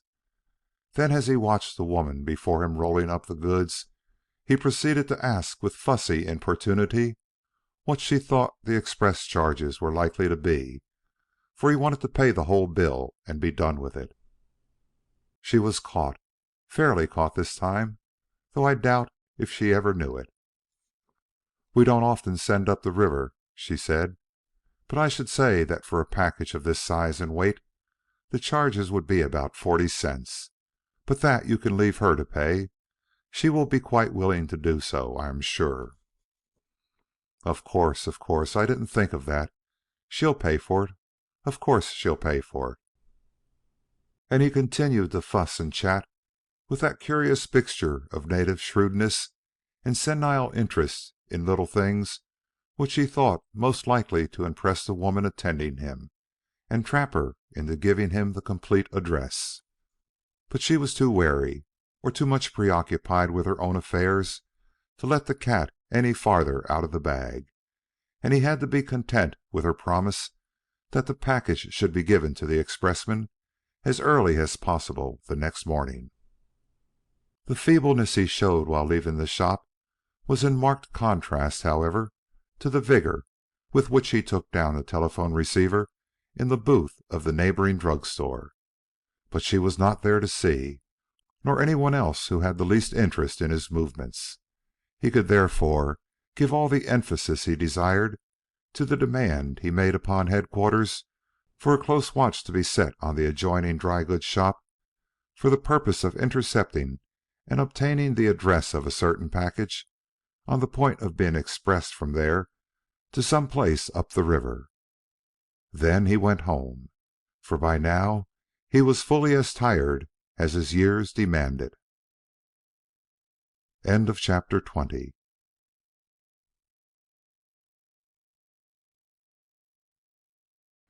Perplexed. Elvira Brown? That the name on the package? Yes. And the address? The name of a small town in the Catskills was given him. Thank you, very good work. And Mr. Gryce hung up the receiver. Then he stood thinking. Elvira Brown, a very fair alias, that is, the Brown end. But what am I to think of Elvira? And what am I to think of the Brown, now that I remember that the woman who has chosen to hide her identity under another name is a Frenchwoman? Something queer. Let me see if I can call up the station master at the place she's gone. A long-distance connection proving practicable, he found himself after a little while in communication with the man he wanted. "I'm Gryce of the New York police. A woman, in whom we're greatly interested, has just entered your town under the name of Elvira Brown." Elvira Brown? Mr. Gryce was startled at the tone in which this was repeated, even making due allowance for the medium through which it came. "Yes. What's there strange about that?" "Only this. That's the name of a woman who has lived in these mountains for 40 years, and who died here 3 days ago. Today we're going to bury her." This was a blow to the detective's expectations. What awful mistake had he made? Or had it been made by the man detailed to steal the name from the package, or by the woman in the shop, or by all these combined? He could not stop to ask, but he caught at the first loose end which presented itself. "Well, it isn't she we're after, that's certain. The one we want is middle-aged and plain in looks and dress. If she came into your town, it was yesterday or possibly the night before. You wouldn't be apt to notice her, unless your attention was caught by her lameness. Do you remember any such person?" "No, and I don't think any one like that passed through my station. We're off the main road, and our travelers are few. I would have noticed the arrival of a woman like that." Mr. Gryce, with an exclamation of chagrin, hung up the receiver. He felt completely balked. But old as he was, he still had some of the tenacity of youth. He was not willing to accept defeat without one more effort. Going downtown as usual, he wandered again into the little dry goods shop to see if the package had been sent. Yes, it had gone, but the expressman had had some trouble with a drunken man who actually took the package out of his hands and didn't give it back without a squabble. Strange how men can drink till they can't see, and so early in the morning at that. Mr. Gryce's vigorous hunch dismissed summarily this expression of opinion as altogether feminine. But he had something to say about the package itself, which kept the good woman waiting, though a customer or two demanded her attention. "You'll think me a fussy old man," said he, "but I've worried about that package all night. She needs a new dress so much, and I'm afraid you didn't have the right address. I remembered it now. It was Barford on the Hudson," she finished promptly. Evidently she begrudged the time she was wasting on his imbecilities. That's it, that's it. Way up in the Catskills, isn't it?" "I don't know." "Those people are waiting, sir. I shall really—" "One moment. I want to buy something more for her, but I'll send it myself this time. I won't bother you again. Another dress, something bright and prettier than anything she has. She'll forgive me. She'll be glad to have it." "I don't know, sir." The woman was really very much embarrassed. She was honest to the core, and though she enjoyed seeing her goods disappear from the shelves, it wasn't in her heart to take advantage of a man so old as this. "I'm afraid she wouldn't be pleased. You see, it isn't a fortnight since she bought and made up the one I sold her first, and she thought that a great extravagance. Now with the gray—" "Are you speaking of the blue one?" "No, it wasn't blue." "What color was it? Haven't you a bit left to show me? I should know better what to do then." She pointed to a bolt of striped wool, a little gaudy for a woman whose taste they had both been speaking of as inclined to the plain and somber. "That? But that's bright enough. I've never seen her in that." "She didn't like it, but something made her take it. She wore it when she came in last." "She did? Then I'm satisfied. Thank you all the same. Just give me a pair of gloves for her, and I'll be getting on." She picked out a pair for him, and he trotted away, mumbling cheerily to himself as he passed between the counters. But once in his taxi again, he concentrated all his thought on that bolt of striped dress goods. The colors were crimson and black, with a dot here and there of some lighter shade. He took pains to fix it in his mind, for this was undoubtedly the dress she fled in, an important clue to him if this hunt should resolve itself into a chase with doubling and redoubling of the escaping quarry. He spent the next 2 hours in acquainting himself with the location and some of the conditions of the town he now meant to visit. Though he could not understand Madame Duclos' reason for taking the name of a woman so well known as this Elvira Brown, there was something in this circumstance and the fact that the person so styled had been at that moment at the point of death which called, as he felt, for personal investigation. He hardly felt fit for any such purely speculative expedition as this, especially as he must do without the companionship, to say nothing of the assistance, of Sweetwater, who he hardly felt justified in withdrawing from the task he had given him. So he picked out a fellow named Perry, and together they took the west shore into Greene County, where they stopped at a station from which a branch road ran to the small town whither the package addressed to Elvira Brown had preceded them. Accidents frequently determine our course, as well as turn us from the one we had mapped out for ourselves. By accident, I mean, in this case, an actual one which had occurred on the branch road I have mentioned, by which the trains were held up and further progress in that direction made impossible. When this came to the knowledge of Mr. Gryce, he found it necessary to choose between trusting himself to an automobile for the rest of the journey or remaining all night in the town where the train had stopped.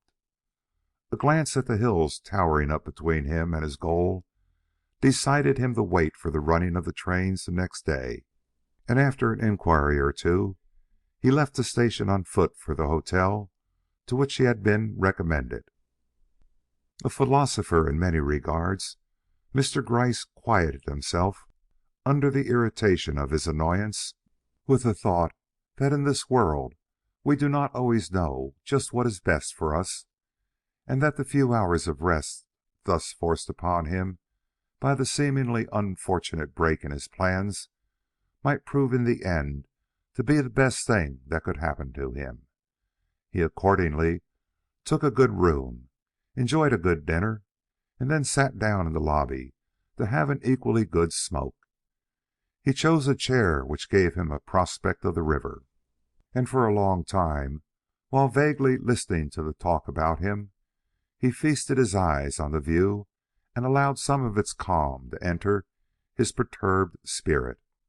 But gradually, as he looked and smoked, he found his attention caught, first by what a man was saying in his rear, and secondly, by something he saw intervening between himself and the flow of the shining river which had hitherto filled his eye. The sentence which had roused him was one quite foreign to his thoughts and seemingly of little importance to him or to anyone about. It was in connection with a factory on the other side of the river, which was running overtime and had not help enough to fill its orders. "It's women we want," he heard shouted out. "Young women, middle-aged women, any sort of women who are anxious for steady work and good wages."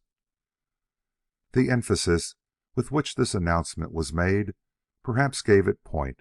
At all events, this one brief sentence sank into Mr. Gryce's ear just as he began to notice a woman who sat with her back to him on the hotel piazza. He was not thinking of Madame Duclos at that moment, nor was there the least thing about this woman to recall his secret quarry to mind. Yet once his eyes had fallen on her, they remained there for several minutes. Why? Perhaps because she sat so unnaturally still. In all the time he stared at her simple bonnet and decently clothed shoulders, the silhouette she made against the silver band of the river did not change by an iota. He had been agaze upon the landscape too, but he was quite sure that he had not sat as still as this, and when, after an interval during which he had turned to see what kind of man it was who had spoken so vigorously, he wheeled back into place and glanced out again through his window, she was there yet, hat and shoulders and all, immovable as an image and almost as rigid. Well, what of it? There was surely nothing very remarkable in so commonplace a fact. Yet during the ensuing half hour, during which he had gave, or tried to give, the greater part of his attention to the political talk which followed the statements he had heard made in regard to the needs of a certain factory, his eye would turn riverward from time to time, and always with a view to see if this woman had moved. And not once did he detect the least change in her attitude. "She will sit there all night," he muttered to himself. And after a while his curiosity mounted to such a pitch that he got up and went out on the piazza for one of his short strolls. End of chapter 21.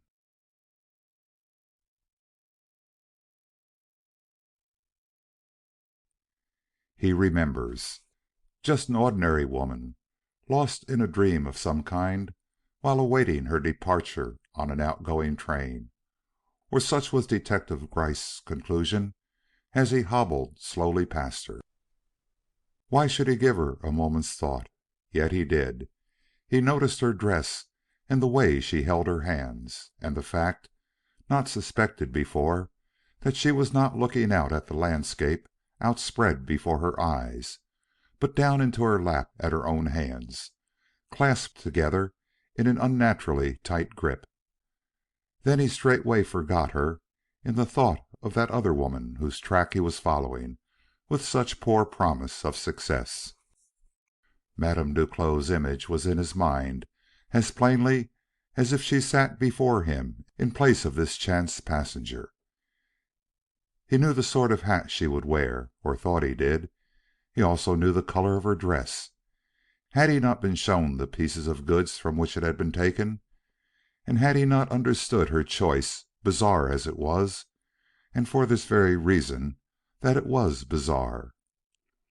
Being a woman of subtle mind, she would reason that since the police were seeking one of plain exterior and simple dress, a gaudy frock would throw them off their guard and ensure her immunity from any close inspection. Therefore this striped material rather than the plain black she so much preferred. Then her eyes. She would try to hide the defect which particularized them by the use of glasses, or, at least, by a very heavy veil. While her walk, well, she might successfully conceal her halting step if she were not hurried. But he promised himself that he would be very careful to see that any woman rousing his suspicion should be given some reason for hurrying. While thus musing, he had reached the farther end of the piazza. In wheeling about to come back, the woman whose profile he now faced attracted his eye again, in spite of himself, and he gave her another idle thought. How absorbing was the subject upon which she was brooding, and how deeply it affected her. It struck him as he quietly repassed her that he had never seen a sadder face. Then that impression passed from his mind, for he saw Perry coming toward him with a pencil and telegram blank in hand. He had decided to let Sweetwater know where he could be reached that night, and Perry had come for the message. It must have been fully 2 hours later that Mr. Gryce, sitting down in his former chair, looked up and found his view unobstructed to the river. The woman had gone.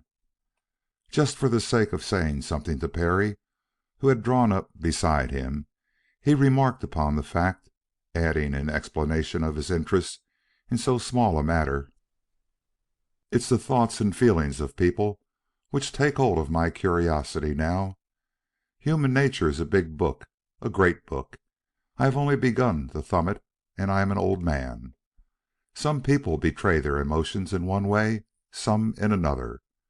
Some are loudest when most troubled, and some are so quiet one would think them dead. The woman I was watching there was one of the quiet ones. Her trouble was deep, that was apparent from her outline, an outline which never varied. Yes, she's a queer duck. I saw her. I even did an errand for her. That was before you sat down here." "You did an errand for her?" "Yes, she wanted a newspaper. Of course I was glad to get it for her, as she said she was lame." "Lame?" "Yes, I suppose she spoke the truth. I didn't think of her being in any special trouble, but I did think her an odd one. She seemed to be wearing two dresses." Mr. Gryce started and turned sharply toward him. "What's that you say? What do you mean by that?" "Why, this. When she stopped to get her money out of some hidden pocket, she pulled up the skirt of her dress, and I saw another one under it. Perhaps she thought that was the easiest way of carrying it. I noticed her suitcase was a small one." "Describe that under frock to me." Mr. Gryce's air and tone were unaccountably earnest. "What was its color?" "Why, reddish, I think. No, it had stripes in it, and something like spots. Do you suppose it was her petticoat?" Mr. Gryce brought his hand down on his lame knee and did not seem to feel it. "Find out where she's gone," he cried. "No, I will do it myself." And before the other could recover from his astonishment, he had started for the piazza where he had just seen the proprietor of the hotel take his seat. "This comes from an old man's folly in thinking he could manage an affair of this kind without help," he mumbled to himself as he went stumping along. "Had I told Perry whom we were after, and how he was to recognize her, I should have spent my time talking with this woman instead of staring at her. Two dresses, with a bright one under. Well, she's even more subtle than I thought." And by this time, having reached the man he sought, he put his question. "Can you tell me anything about the woman who was sitting here? Who she is, and where she has gone?" "The woman who was sitting here? Why, I should say she was a factory hand, and has gone to her work on the other side of the river." "Her name? Do you know her name? I'm a detective from New York, one of the regular police force. I am in search of a woman not unlike the one I saw here, though not, I am bound to state, a factory worker, except on compulsion." "You are? A police detective, eh? And at your age. It must be a healthy employment. But about this woman, I'm sorry, but I can't tell you anything except that she came on the same train you did, and wanted a boat right away to take her across the river. You see, we've no ferry here, and I told her so, and the only way she could get across was to wait for Phil Jenkins, who was going over at 5. She said she would wait, and sat down here, refusing dinner, or even to enter the house. Perhaps she wasn't hungry, and perhaps she didn't wish to register, huh?" "Had her speech and accent? Did you take her for a foreign woman?" "Yes, I did and I didn't. She spoke very well. She's not young, you know." "I'm not looking for a young woman." "Well, she's gone, and you can't reach her tonight. There they are now. See, about a quarter of the way across. The small boat just slipping across the wake of the big one." Mr. Gryce looked and saw that she was in the way of escape for tonight. "When can I get over?" he asked. "Not till Phil crosses again tomorrow noon. Meanwhile, she may go anywhere. I shall certainly lose her." "Hardly. She's bound for the factory. You can just see the roof of it above the trees a little to the right. She asked me all sorts of questions about the work over there, and whether there were decent places to live within walking distance of the factory." "Then she isn't lame? My woman is a trifle lame." "So may this woman be, for all I know. I didn't see her on her feet, but she carried no crutch, only a bag and an umbrella." "A brown bag, neat like herself in appearance?" "No, it was light in color and old. She herself was neat enough." Mr. Gryce's brows came together. He was in a quandary. He felt convinced, with a positiveness which surprised him, that in watching the withdrawal of this small boat farther and farther toward the opposite shore, he was watching the escape of Antoinette Duclos from his immediate interference. Yet circumstantial as were the proofs which had led him to this conclusion, He felt that he would gladly welcome some further corroboration of those proofs before risking the time and opportunity he might lose in following the person of two skirts to her destination on the other side of the Hudson. There were more reasons than one why he could not afford to lose one unnecessary minute. An extra twinge or two of rheumatism warned him that he was approaching the point of disablement. Moreover, of Mr. Gryce's secret fears, there was one which loomed larger than the others and held an impulsive, unconsidered movement in check. He must have proof of her identity, which nevertheless he did not question, before hazarding himself and the success of his undertaking by a delay of so many additional hours. But what proof could he hope to obtain under the circumstances in which he found himself placed? Any appeal to Mrs. Edward Duclos, by telephone or telegram, would certainly fail of its purpose. Even if the neat black dress in which his sister-in-law now traveled was one from her own wardrobe, he would find it impossible to establish the fact in time to make his own decision. The child, yes, he might worm that fact out of the child if he were where he could reach her, but he was miles away, and besides, something within him revolted from involving this child further in schemes honest enough from his standpoint, but certainly not helpful to her. No, he would have to trust his intuition, or... He had thrown himself into a chair at the side of his host, but he rose quickly as his musings reached this point. The proof he had been looking for was his. In recalling the child to mind, there had flashed upon his inner vision an instantaneous picture of her appearance as she stooped to pick up his stick in front of the drugstore. He saw again the bending figure, the flushed cheeks, and the flaxen locks surmounted by a little hat. Ah, it was that little hat. The impression it had made upon him was greater than he thought. He found that he remembered not only its ribbons, but the bunches of curiously tinted flowers hanging down in front. And these bunches, or some precisely like them, had been the sole trimming of the hat he had been contemplating so long from the other side of the window. The woman was Madame Duclos.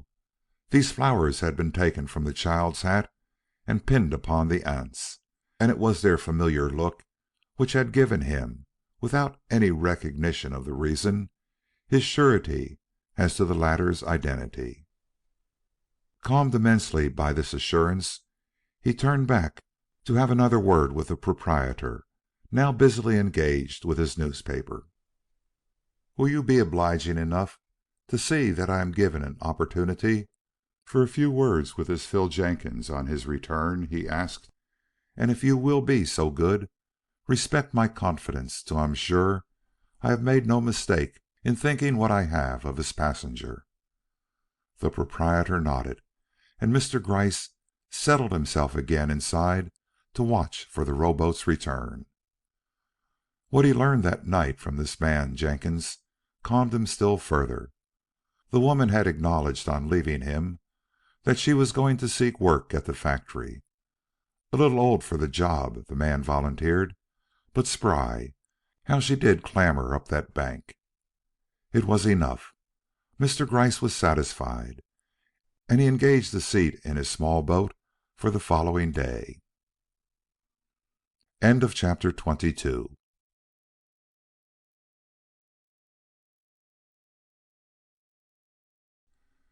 Girls, girls, nothing but girls. The superintendent was puzzled and showed it. He listened to Mr. Gryce with a shrug, saying that so many women had been taken on that day that he really couldn't remember whether any one of them answered to the given description. "There's the timekeeper's book. Look it over. All the names are there," he said. Mr. Gryce did as he advised, but of course without finding there the name of Antoinette Duclos or of any one else of whom he had ever heard. The next thing was for him to go through the factory itself and see if he could pick her out from those already at work. This he was greatly averse to doing, for it would be too long and painful an effort for him, and he could not trust Perry with any such piece of nice discrimination. How he missed Sweetwater! How tempted he was to send for him! It was finally decided that when the hour came for the departure of the whole day shift, he should take his stand where he could mark each employee as she filed out. A sorry attempt followed by as sorry a failure. He did not see one among them who was over 25 years of age. But this did not mean the end of all hope. There was the night shift. Might she not be put on that? A different man had charge at night. He would wait for this man's appearance, present his cause to him, and see what could be done. Not much, he found, when the night superintendent finally entered the office, and he had the chance of introducing himself. Newer to authority than the superintendent of the day shift, he was also of a more active temperament and much more self-assertive. He was not impressed by the detective's years or even by his errand. It was a busy night, a very busy night, new hands in every department. To take him through the building at present was quite out of the question. Perhaps later it might be done, but not now, not now. With that, the night superintendent bustled out. This was not very encouraging, but Mr. Gryce did not despair. He had seen with what ease he could look from the broad rear window near which he stood into the rooms where rows upon rows of girls were already at work. Only a narrow court divided him from these girls, and as the 3 stories of which the factory was composed were all brilliantly lighted, he should have little difficulty in picking out from among them the middle-aged woman who held in her closed and mysterious hand the key to that formidable affair threatening the honor of one of New York's most prominent men. Before doing this, Mr. Gryce stopped to locate himself and recall, if possible, the entire plan of the building. He was in what was called the outer office. The inner one, used only by the president of the concern, opened on his left. There was no one in the latter room at present, the president seldom showing up at night. Another door led to the platform outside, and a third one, located in the middle of the right-hand partition, to a large vestibule or locker room belonging exclusively to the girls, which in its turn communicated with the workrooms of the factory running in unbroken continuity around a narrow central court. He had been through this locker room in the late afternoon. It was here he had stood to watch the girls file out at the close of their day's work. The exit for all employees was in one of the corners, and out of this Antoinette Duclos would have to pass when it came her time to leave the building. That is, if she were really in it, as he had every reason to believe. However, certainty on this point would relieve him from much of his present impatience, and with this end in view, he prepared to enter the room again in hope of spying among the various hats with which the walls were hung the one with whose shape and trimmings he was so well acquainted. But promising as this attempt looked, it was destined to immediate failure. The room was not empty. He could hear girls whispering not a dozen steps away, and anxious as he was not to attract any unnecessary attention to himself, he turned his back upon this door and returned to the window, from the broad view of which he anticipated so much. A brilliant scene awaited him. This building, built originally for other purposes, had been hastily reconstructed for its present use in a manner possibly open to criticism, but which certainly gave those who worked in it an abundance of light and air. The narrow columns supporting its 3 stories were so inconspicuous at night when a blaze of electricity dominated the whole that it presented the appearance of being made entirely of windows. One break, and one only he observed in the double row of lights encircling the courtyard. This was in a spot diagonally opposite, where a space of several feet showed a dimness he failed to understand. But as no workers appeared to be there, he passed the matter over as one of no importance. The task before him looked hopeless. In the first place, there were the 3 floors, with no faces visible above the first one.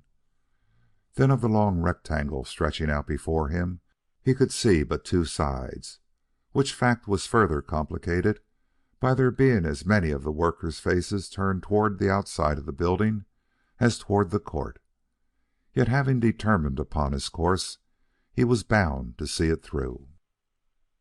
His position near the corner of the huge rectangle precluded his seeing anyone working at his own end. He was obliged to pass them over, but those opposite, especially those directly so, he could easily take count. They were all girls of 15 or so, and could be passed over also without more than a cursory glance. Further on he saw a row of older women, and student as he was of human nature, there were faces among them at which he was tempted to look twice, though once answered his purpose. There was no Madame there. Continuing his examination, he encountered the space so unaccountably darkened, and having skipped this, came upon a stretch of benches displaying great activity. Only old hands seemed to be at work in this section.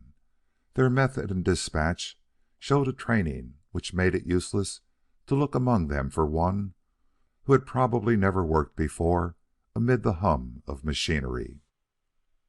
In the corner beyond he saw nobody, but when he came to look along the end connecting the opposite rooms with those on his side, a different scene awaited him. There every bench seemed occupied both back and front, and mostly by newcomers, as was apparent from the anxious way the superintendent moved about among them, explaining the work and directing them with a zeal which not only attested his interest in the task, but showed how completely he had forgotten the man he had left behind him in his office. Well, well, such is the way of the world. The old man saw that he would have to depend upon himself, and realizing this, bent all his energies to his present far-off inspection of these women, hoping against hope that he would be able at least to tell the young from the old. Yes, he could do that, but the older women seemed to be in the majority, and this perplexed him. It was all too distant for him to see clearly, but he took heart of grace as he observed how the faces and figures he was studying so closely were resolving themselves into mere silhouettes under his gaze.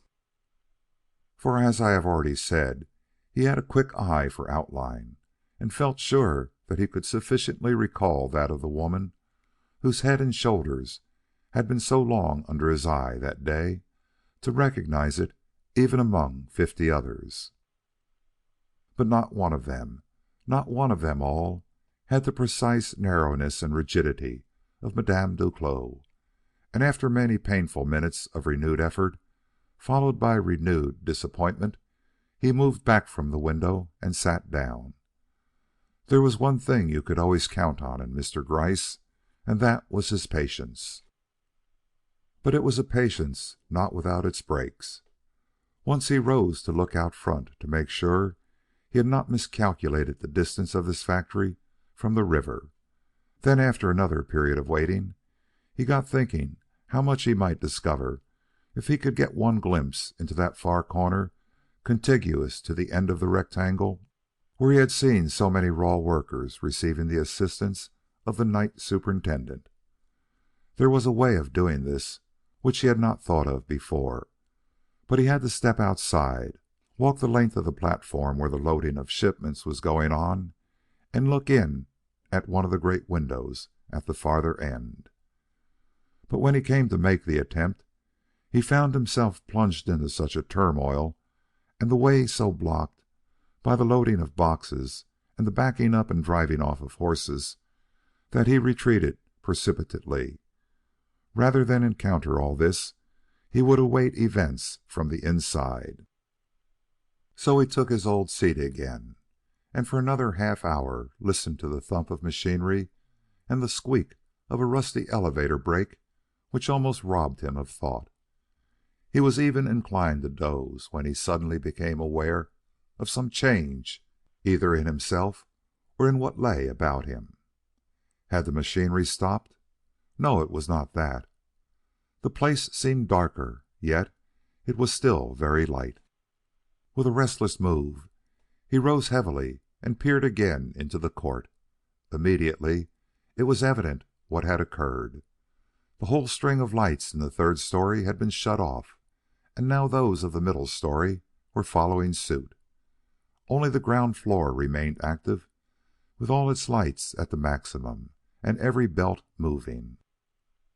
At this unexpected narrowing down of his field of operations, he felt greatly relieved. He had dreaded those long walks through the innumerable rooms. He could manage circling the building once, but 3 times would have been too much. In a mood of increased contentment, he started to return to his seat, but found himself stayed by something he saw in what had been but a dimly lighted space when he looked there last. It was now as bright as the rest, and showed him the figure of the superintendent stooping over a woman, explaining to her some intricate manipulation of the work in hand, which was evidently quite new to her. He could see him very plainly, but her figure was more or less hidden. Not for long, though. The superintendent passed on, and she came into full view. It was Antoinette Duclos. He was confident of this even before he noted her dress. When his eyes fell on that, he was sure there was no mistaking the stripes and the dots. Antoinette Duclos, and she was where he could reach her in 5 minutes. In fact, as soon as the superintendent returned. As he stood and watched her working quite assiduously, but in something like isolation, he felt as though 10 years had slipped from his age, and trifled with his pleasure as the rest of us do when we behold a despaired-of goal loom suddenly in sight. Was she the woman he had pictured in his mind's eye? Hardly. Yet there was an admirable directness in her movements. From the way she went about things, he could plainly see that she would master her duties in no time if fate did not interpose to prevent. It was certainly hard to interrupt her in her work just as she was on the way to safety and competence. But there could be no question of his duty or of the claims of Mr. Roberts to whatever help might accrue from an understanding of the relationship of this woman to events threatening his reputation with such utter destruction. Her story might free him from all suspicion, or it might actually determine his guilt. Therefore her story must be had, and at once, if possible, this very night. But he must wait for the coming of the superintendent. He felt safe to do this. Meanwhile, he was determined not to let this woman out of his sight. So drawing up a chair, he settled down within view of her active figure, from which all rigidity had vanished in the interest she was rapidly developing in her work. If he could have seen her countenance more clearly, he would have been glad. There seemed to be a veil between him and it, a hazy indistinctness which he found it difficult to understand. But remembering that he was looking through 2 windows and on a long diagonal, he accepted this slight drawback with equanimity, and was about to indulge in the comfort of a cigar when he saw the scene he still held in view change, and change vividly, to the excitation of a fresh interest and a still more careful watch. A girl had approached Madame Duclos from some place quite out of sight, and in passing her by, had slipped a note into her hand. The Frenchwoman had taken it, but in a way indicating shock. The ease which had given suppleness to her form and surety to all her movements was gone in an instant, and from the furtive way in which she sought to read the communication thus handed her, Mr. Gryce saw that his own powers would soon be taxed to keep him even with a situation changing thus from moment to moment under his eye. What did that note contain, and who could have taken advantage of the arrival of some late comer to slip it into her hand? Mr. Gryce found this a very formidable question, and watched with ever increasing anxiety to see what effect these unknown words would have upon their recipient when her opportunity came for reading them. A startling one. Of that he was presently a witness, for no sooner had she taken in their import than she cast a hurried look about her and left her place without fuss or flurry, but with an air of quiet determination which Mr. Gryce felt confident covered a resolution which nothing could balk. She had not only left her bench, but seemingly was in the act of leaving the building. This, of course, it was for him to prevent, and he rose to do so. It might be interesting to wait and watch her hurrying figure threading its way to the locker room through the double row of girls on the opposite side of the court. But there were reasons why he wished to reach that last mentioned room before she did, reasons which seemed good enough to send him there without any further delay. If he could but discover her hat among the many he had seen hanging on pegs in one of the corners, how easy it would be for him to hold her back till he could make her listen to the few words which must be said before he could allow her to leave the building. Quick of eye, if not of step, he had run in review the varying headgear depending from those isolated pegs, before he had half circled the lockers. But hers he did not see.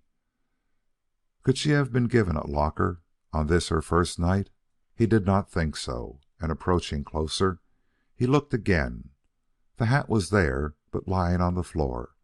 Somebody had knocked it down, perhaps the late comer who had given her the letter. Greatly gratified by the advantage he now indisputably held over her, he picked up the hat and approached the door through which she must in another minute emerge. She did not come. He waited and waited, and still she did not come. At last, driven by impatience, he ventured to open the door he had previously hesitated to touch, and took a quick look in. Girls, girls, nothing but girls. No Madame Duclos anywhere. Something must have happened to interrupt her escape. Either she had been caught in the attempt by the superintendent or by someone else of equal authority.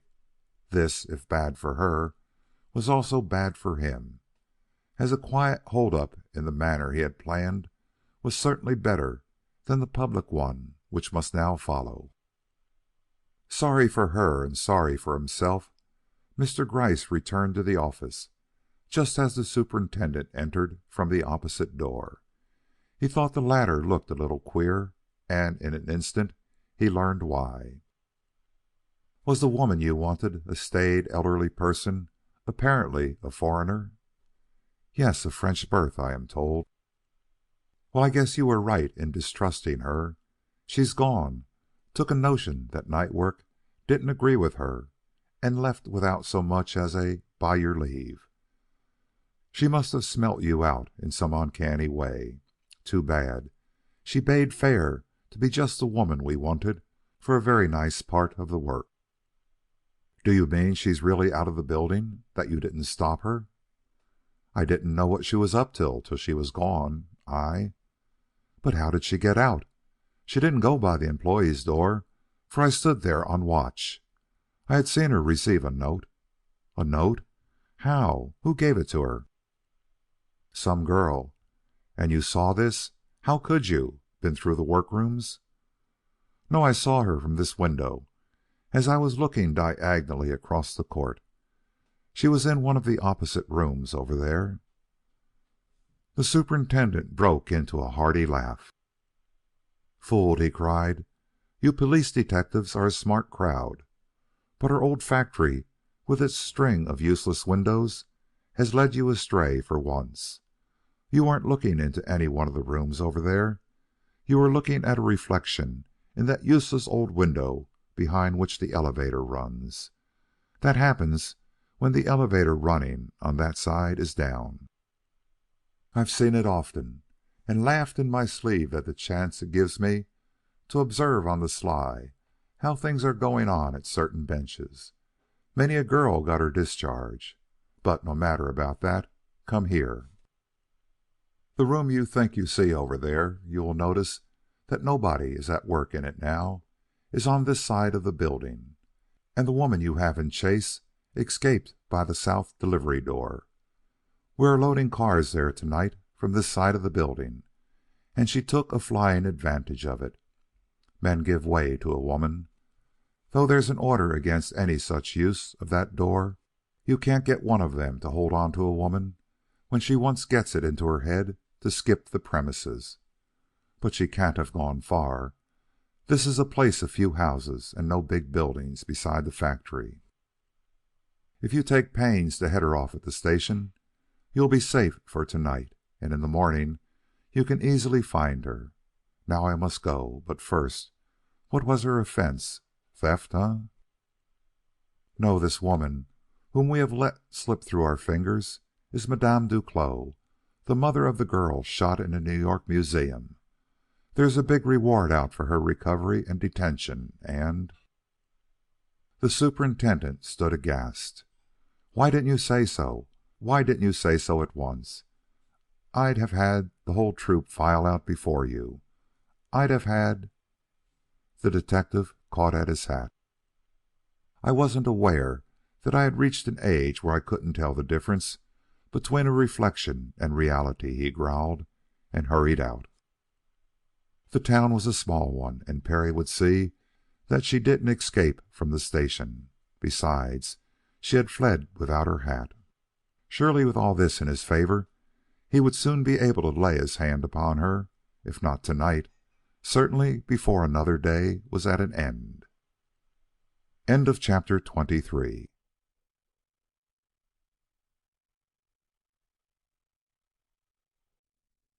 Flight. In leaving the building, Mr. Gryce almost ran into the arms of Perry. In his anxiety to be within call, the young detective had seated himself on the steps outside and now stood ready for any emergency. Mr. Gryce's spirits rose as he saw him there. The great door leading to the elevator opened not 20 feet to the left of him. Perhaps Perry had seen the woman and could tell which way she ran. Questions followed, rapid and to the purpose.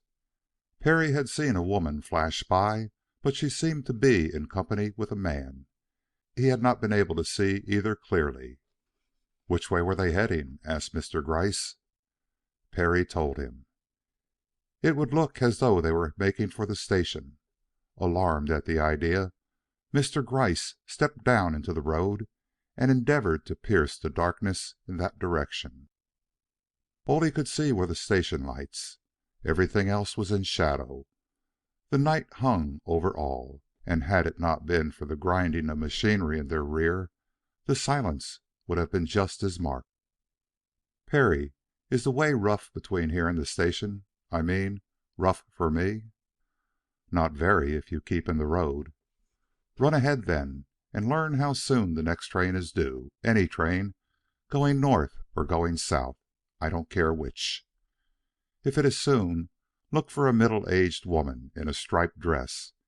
And if you can't prevent her getting on without a fracas, follow her yourself and never quit her, telegraphing me at the first opportunity. Run." Perry gave a leap and was soon swallowed up in the darkness, which was intense as soon as he had passed beyond the glare from the factory. Mr. Gryce followed after, moving as quickly as he dared. It was not far to the station platform, but in his anxiety it seemed a mile. Nor did he breathe with ease till he saw a flying shadow come between him and the station lights and knew that Perry had reached the platform. It was just at the hour when the fewest trains pass, and Mr. Gryce was himself across the tracks and on the platform before a far-off whistle warned him that one was approaching. Looking hastily around, he saw Perry hurrying up behind him. "No one," said he. "No such person around." They waited. The train came in, stopped, took on two unimportant passengers, and rushed away north. "I'm afraid I shall have to ask you to stay here, Perry. It would be so easy for her to board one of these night trains and buy a ticket from the conductor." But as he spoke he paused, and gripping Perry's arm, turned his ear to listen. "A boat," said he. "A small boat leaving shore." It was so. They could hear the dip of the oars distinctly in the quiet which had followed the departure of the train.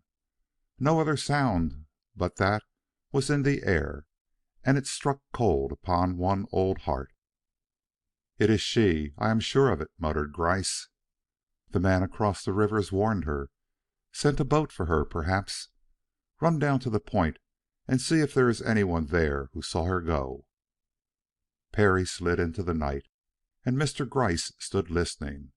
The quiet dip of the oars was growing fainter every instant.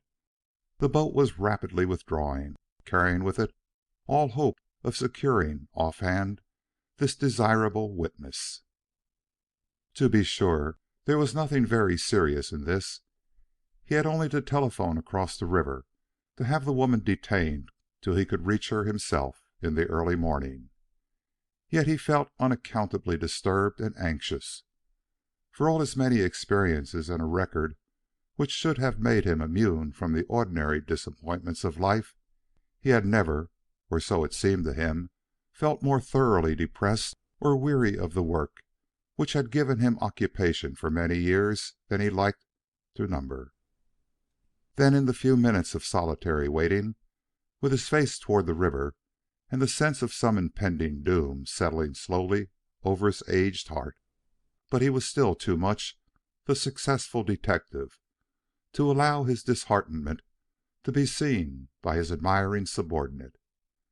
As the latter approached, the old man's countenance brightened, and nothing could have been more deceptive than the calmness he displayed when the fellow reported that he had just been talking to a man who had recognized the boat and the oarsman. It was the same boat and the same oarsman that had brought them over earlier in the day. He had made an extra trip at this most unusual hour for the express purpose of taking this woman back. "I suppose there is no possibility of your drumming up anyone to row us over in time to catch them?" "Not in the least. I have inquired." "Then follow me into the station. I have a few messages to send." Among these messages was a peremptory one to Sweetwater. Morning, and an early crossing to the other side. Here a surprise awaited them. They found, on inquiry, that the man responsible for Madame's flitting was not, as they had supposed, the hotel proprietor, but Phil himself, the good-natured, easily imposed upon ferryman, on whose sympathies she had worked during their first short passage from one shore to the other. Perhaps a little money had helped to deepen this impression. One never knows. But this was not all. The woman was gone. She had fled the town on foot before they were able to locate Phil, who had not made shore at his usual place, but at some point up the river about which they knew nothing. When he finally showed up, it was almost daybreak. "Where is he now?" "At home, or ought to be." "Show me the house." In 10 minutes the two were face to face. The result was not altogether satisfactory to the detective. Though he used all his skill in his manipulation of this kind-hearted ferryman, he got very little from him but the plain fact that the woman had insisted upon taking to the road when she heard that the train service had stopped, that he could not persuade her to wait till daylight, or to listen for a moment to what he had to say of the danger and terrors awaiting her in the darkness and the awful loneliness of the hills. She didn't fear nature even at its worst, and she knew these hills better than many who had lived among them for years. She was bound to go, and she went. This was 6 hours ago. Asked to explain his interest he had shown in her, it soon became evident that he was in complete ignorance of her identity. He had simply, on their first trip over, seen that she was middle-aged, suffering, and much too good and kind to be followed up by enemies and wicked police officials. True, he had rowed them over in her pursuit in the early part of the day, but that was because he had not known their business. When on returning he had learned it, he made up his mind to help her out with a warning, even if it kept him up all night. He had not expected to bring her back with him, but she had insisted upon his doing so, saying that she had friends in the mountains who would look after her. He saw that she was dreadfully in earnest, for she had not stopped to get her hat, and would not have had so much as an extra stitch with her if she had not taken the precaution to hide a bag of things somewhere in the bushes near the factory, in anticipation of some such emergency. And he couldn't resist her. She made him think of a sister of his who had had a dreadful time of it in the world and was now well out of it, thank God. When the ferryman heard that a reward of hundreds of dollars was waiting for the man who succeeded in bringing her before the police officials in New York, he betrayed some chagrin. But even this did not last. He was soon declaring with heartfelt earnestness that he didn't care anything about that. It was peace of mind he wanted, and not money. When Mr. Gryce left him, it was with an even slower step than usual. Peace of mind? How about his own peace of mind? Was he trailing this poor unfortunate from pillar to post for the reward it would bring him? No. With his advancing years, money had lost much of its attraction. Nor, if he knew himself, was he particularly affected by the glory which attends success. Duty, and duty only, drove him on, to elucidate his problem and merit the confidence put in him by his superiors. If suffering followed, that was not his fault. His business was to go ahead. It was in this frame of mind that he prepared himself for the automobile trip he saw before him. There was no question in Mr. Gryce's mind now as to this woman's destination, or whither he should be obliged to go in order to find her. As he now saw into her mind, she had left New York with the intention of hiding herself in the remote village to which she had ordered her mail sent under the name of Elvira Brown, whom she evidently knew, but hearing, either on the car or in the hotel where she was detained, the plea which was being made for workers in the factory on the east side of the river, she had modified her plans to the extent already known, only to return to her original intention as soon as the attempt to provide for herself in this independent way had proved a failure. He would proceed then in her wake, conscious of the fresh disappointment which awaited her in the loss, through Mrs. Brown's sudden death, of the asylum she counted upon. Could he have gone on foot like herself, he might have been tempted to do so, for a trail is best followed slowly and with ear and eye very close to the ground. But as this was beyond his strength, he must wait till an automobile could be procured, and possibly till Sweetwater should arrive, for Perry was no man for this job. There were no automobiles in this small town, and it might be necessary to send up or down the river some distance before one could be found capable of carrying them over the precipitous road they would be obliged to take in order to avoid the washout which had driven them to this extremity. But all would come right in time, and with Sweetwater at his elbow, the journey would be made and the woman caught, soon enough, for him, no doubt, hard as he felt it to wait. Why so hard? He might have found it difficult to say, since hitherto he had found it easy enough when the goal seemed sure, and it was only with time that he had to reckon. End of chapter 24.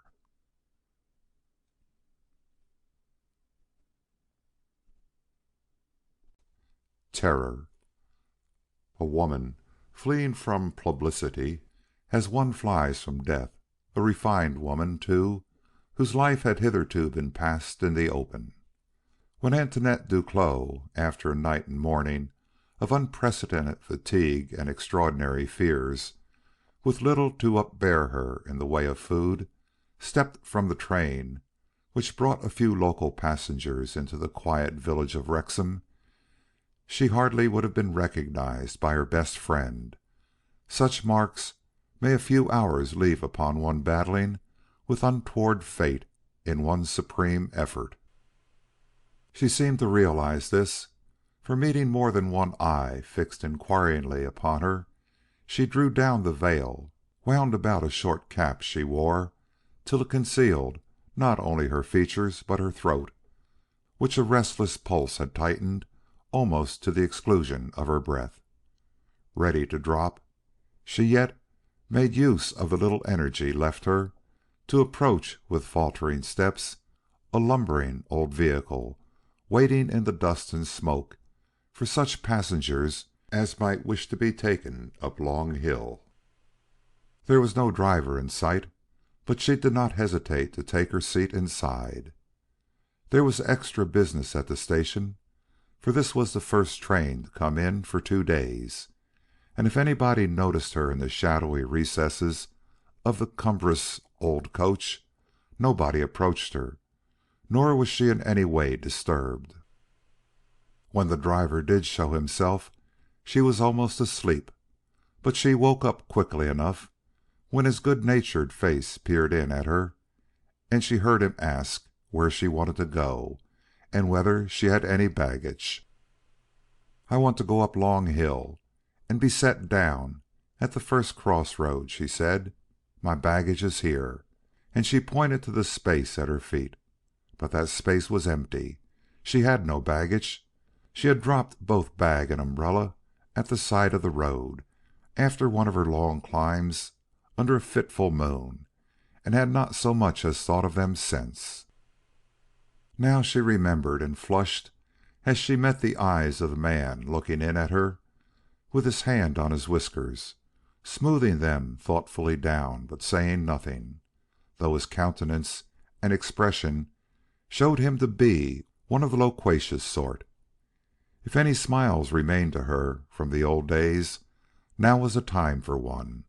But before she could twist her dry lips into any such attempt, he had uttered a cheerful "all right," and turned away to clamber up into his seat. The relief was great, and she settled back, rejoicing in the fact that they would soon be moving, and that she was likely to be the sole passenger. But she soon came to rue this fact, for the driver wanted to talk, and even made many abortive attempts that way. But she could not fall in with his mood, and seeing this, he soon withheld all remarks, and bent his full energies to the task of urging his horses up the interminable incline. Houses, at which she scarcely looked, disappeared gradually from view, and groups of spreading trees and patches of upland took their places, deepening into the forest as they advanced. When halfway up, the farther mountains, which had hitherto been hidden by nearer hills, burst into view. Behind them the sun was setting, and the scene was glorious. If she saw it at all, she gave no sign of pleasure or even of admiration. Her head, which she had held straight up for the first quarter of a mile, sank lower and lower as they clambered on, yet she gave no sign of drowsiness, only of a mortal weariness which seemed to attack the very springs of life. The pomp and pageantry of the heavens, burning with all the pigments of the rainbow, failed to appeal to his soul shut within dungeon bars. Rocks and mighty gorges, darkening to the eye and stirring to the imagination, held no story for her. She looked neither to the right nor the left while the beauty lasted, much less when the last gleam had faded from the mountain tops and a troop of leaden clouds coming up from the east, added their shadows to those of premature night. The driver, who had been eyeing these clouds for some little time, felt that he ought to speak if she did not. Pulling up his horses as though to give them a breathing spell, he remarked over his shoulder, with a strain of anxiety in his voice: "I hope your friends live near the top of the hill, missus. A storm is coming up, and it's getting very dark. Will you have to walk far?" "No, no," she assured him, with a quick glance up and around. "A little way, a very little way." Then she became quiet and absorbed again. "I've got to go on," he broke in again, as the top of the hill came in sight. "I've a passenger for the 8:50 train waiting for me more than a mile along the road. I shall have to leave you after I set you down." "That's right. I expect that. I can take care of myself. Don't worry. Not but what you're very kind," she added after a moment, in her cultured voice, with just enough trace of accent to make it linger sweetly in the ear. "Then here we are," he called back a moment later, jerking his horses to a standstill and jumping down into the road. "Going east or going west?" he asked, as he took another glance at her frail and poorly protected figure. "This way," she answered, pointing east. He stopped and stared at her. "Nobody lives that way," he said. "That is, nobody near enough for you to reach shelter before the storm bursts." "You are mistaken," she said, cringing involuntarily as the first big clap of thunder rolled in endless echoes among the mountains, and turning about, she started hurriedly into the shadows of the narrow crossroad. He gave one glance back at his horses, the twitching of whose ears showed nervousness, uttered some familiar word, and launched out after the woman. "Pardon me, missus," he cried, "but is it Mrs. Brown's you mean?" The widow stopped, glanced back at him over her shoulder, made a quick protesting gesture, and dashed on. With a shake of his head and a muttered, "Well, women do beat the devil," he retraced his steps, and she proceeded on alone. As the last sound of his horse's hoofbeats died out on the road, a second clap of thunder seemed to bring heaven and earth together. She scarcely looked up. She was approaching a little weather-beaten house nestled among the trees on the edge of a deep gorge. As her eyes fell on it, her footsteps quickened, and lifting a hasty hand, she pulled off her veil. A change quite indescribable, but real for all that, had taken place in her worn and waxen features. Not joy, but a soft expectancy relieved them from their extreme tension. If a friend awaited her, that friend would have no difficulty in recognizing her now. But alas! A few steps more, and she stood before the door. It had a desolate look. The whole house had a desolate look, possibly because every shade was drawn. But she did not notice this. She was too sure of her welcome. Raising her hand to the knocker, she gave two sharp raps. Then she waited. No answer from within, no sound of hurrying steps, only another rumble in the sky and a quick rustling of the trees on either side of her, as if the wind, which made the horizon black, had sent an avant-courier over the hilltops. "Elvira is out. Gone to some church meeting or social gathering down in the village. She will be back, but I won't wait. I will try and get in the old way. The storm may delay her indefinitely." Leaving the door, which was raised only 2 steps above the road, she walked to the corner of the house, and stooping down, felt behind a projecting stone for what she had certainly expected to find there, a key to the front door. But her hand came away empty. Surprised, for this was not her first visit to this house. She had once spent weeks there and knew the habits of its mistress well. She felt again in the place where the key should be, and where she had so often found it when her friend was out. But all to no avail. It was not there, and presently she was in the road again, staring at the closed-up front. As she did so, these words left her lips. "And she knew I might come at any minute." Tottering from fatigue, she caught at the trunk of a great tree which held roof and wall in its embrace. Why did it quiver? Why did the ground beneath her feet seem to rock and all nature darken as with the falling of a pall? The storm was upon her. It had rolled up with incredible swiftness and was about to break over her head.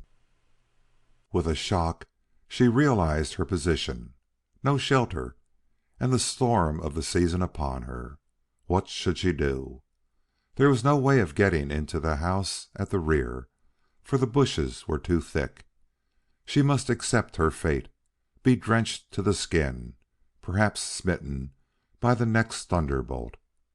But Antoinette Duclos was no coward, so far as physical ills were concerned. She drew herself up straight against the trunk of the tree, thinking that this, bad as it was better than shelter with the enemy at the door. She would be calm, and she was fast growing so, when she suddenly became aware of a man standing very near and hunting her out through the dusk.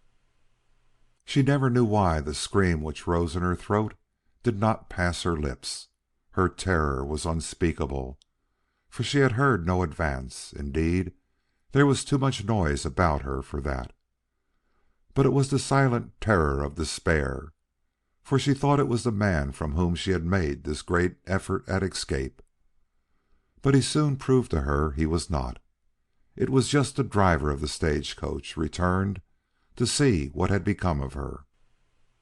He had feared to find her stricken down in the road, and when he saw her clinging alone and in a maddening way to this tree, he made no bones of speaking to her with all necessary plainness. "I asked you if it was Mrs. Brown you had come to see," he called to her through the din, "and you wouldn't answer." "Why should I?" she shouted back. "Why do you speak like that? Has anything happened to her?" "Don't you know?" "No, no. She was well when I heard from her last, and expecting me, or so she wrote. Is she dead, missus? We buried her last Tuesday. I'm sorry, but..." Why finish? She was lying out before him, straight and stark in the road. A bolt of lightning, which at that moment tore its way through the heavens, brought into startling view her face, white with distraction, framed in a mass of iron-gray locks released by her fall. "Good heaven!" burst from the lips of the frightened man as he stooped to lift her. "What am I going to do now?" The thunder answered him, or rather, it robbed him for the moment of all thought. Peal after peal rattled over the neighboring peaks, rocking the air of the uplands and filling his soul with dismay. But when quiet had come again, hope returned with it. She was not only standing upright, but was crying in his ear, "Can I get into the house? If I could stay there tonight, I could go back tomorrow." "I'll see that you get in, if I have to break in a window," he answered. "But you're sure that you will not be afraid to stay out this terrible storm in a house with no neighbors within half a mile?" "I know the house. I have been here before, and if Elvira Brown could face the storms of 40 years from her solitary home, I can surely face a single one without losing my courage." He said no more, but approaching the house, he began to test such windows as he could reach. He finally broke in a pane and released the latch. After that, entrance was easy. Yet after he had opened the way for her, she had stepped into the dim interior, he felt loath to leave her. Duty called him away. The passenger awaiting him up the road was a man he could not afford to disappoint. Yet he stood there longer than the occasion warranted, with the knob of the door in hand, watching her struggle with the lamp, which she at last succeeded in lighting. As the walls of the hall and her anxious bending figure burst into view, he uttered a quick good-bye. She turned, smiled, and tried to thank him, but the words failed to leave her lips. A nearer and fiercer bolt had shot to earth at that instant, striking a tree so near that the noise of its fall mingled with the crash of the heavens. When it had ceased, he had gone. He could not face the look with which she met this new catastrophe. That look never again left her. When she saw herself in a glass, as she presently did, on entering one of the rooms, lamp in hand, she was startled and muttered, "My own mother would pass me by if she saw me now. I could go anywhere I wished without fear or dread. Why did I leave New York?" And setting the lamp down, she covered her face and wept. The storm abated. A few minutes of fiercely pouring rain, and all was over. She was left in a ghastly quiet, quiet which was almost worse than the turmoil which had preceded it. To face her memories and accustom herself to the thought that the solitary woman with whose life everything she looked upon was so intimately connected was gone, never to pass through these doors again, or touch with deft and careful fingers the infinite number of little belongings with which the house was filled. For as yet nothing had been changed, nothing had been moved. How fitting this was! Antoinette knew better than anybody else, perhaps, for she was the only person whom Elvira Brown had ever allowed to spend any length of time with her, and she could remember, alas, how vividly, in spite of the one great fear forever gnawing at her heart, that an article, no matter how small, when once given place in this house, held that place always, till broken or in some other way robbed of its usefulness. She looked at her friend's pet chair, standing just in the one spot where she had seen it 8 years before, and her heart swelled and a tear rose in her eye. But there was no time for another. A sense of the straits in which she found herself, placed by the death of this dependable friend, returned upon her in full force. The past retired into its old place, and the present, with its maddening problems, seized upon her nerve and quelled her once indomitable spirit. The fate which had pursued her ever since she had left her happy home in France had not spared her at this crisis. The storm, of so little consequence to her, had roused the driver's sympathy. This had not only fixed her image in his mind, but given away her destination. All hope of hiding herself among the mountains was therefore gone. She would have to move on, but where? If she were but able to leave now, she might, before morning, find some covert from which help might be given her for further escape. But the condition of the roads, as well as her own weakness, forbade that. She needed food, she needed sleep. Of food she would find plenty, she was sure. But sleep, how could she sleep, with the promise of the morrow before her? Yet she must. Everything depended upon her strength. How could she win that rest which alone would secure it? Pausing in the midst of the hall whither her restless thought had driven her, she stared in a fruitless inquiry at the wall confronting her. Her mind, like her feet, was at a standstill. She could neither think nor act. In fact, she was at the point of a nervous collapse, when slowly from out of the void there rose to her view and pierced its way into her mind the outline of the door upon which she had been steadily looking, but without seeing it till now. Why did she start as it thus took on shape before her? There was nothing strange or mysterious about it. It led nowhere, it hid nothing, unless it was the yard upon which it directly opened. But that yard, she remembered it well. It was unlike any she had ever seen in this country or her own. It was small and semicircular. It was shut in by a high board fence except at the extreme end, where it was met by a swinging bridge topping a 40-foot chasm. The bridge led through a sparsely wooded forest to a road running in a quite different direction from the one by which the house was approached. As she strove to recall her memories of it, she became more and more assured that her one and only opportunity for a successful flight lay that way. Moved to joy at the thought, she bowed her head for one wild moment in heartfelt thankfulness, and then quickly drew the bolts of the door which offered her this happy deliverance. She did not mean to seek escape tonight, but an irresistible impulse, which quite robbed her of her judgment, drove her to take a look into the yard and make sure for herself that the bridge was still there and everything as she had last seen it.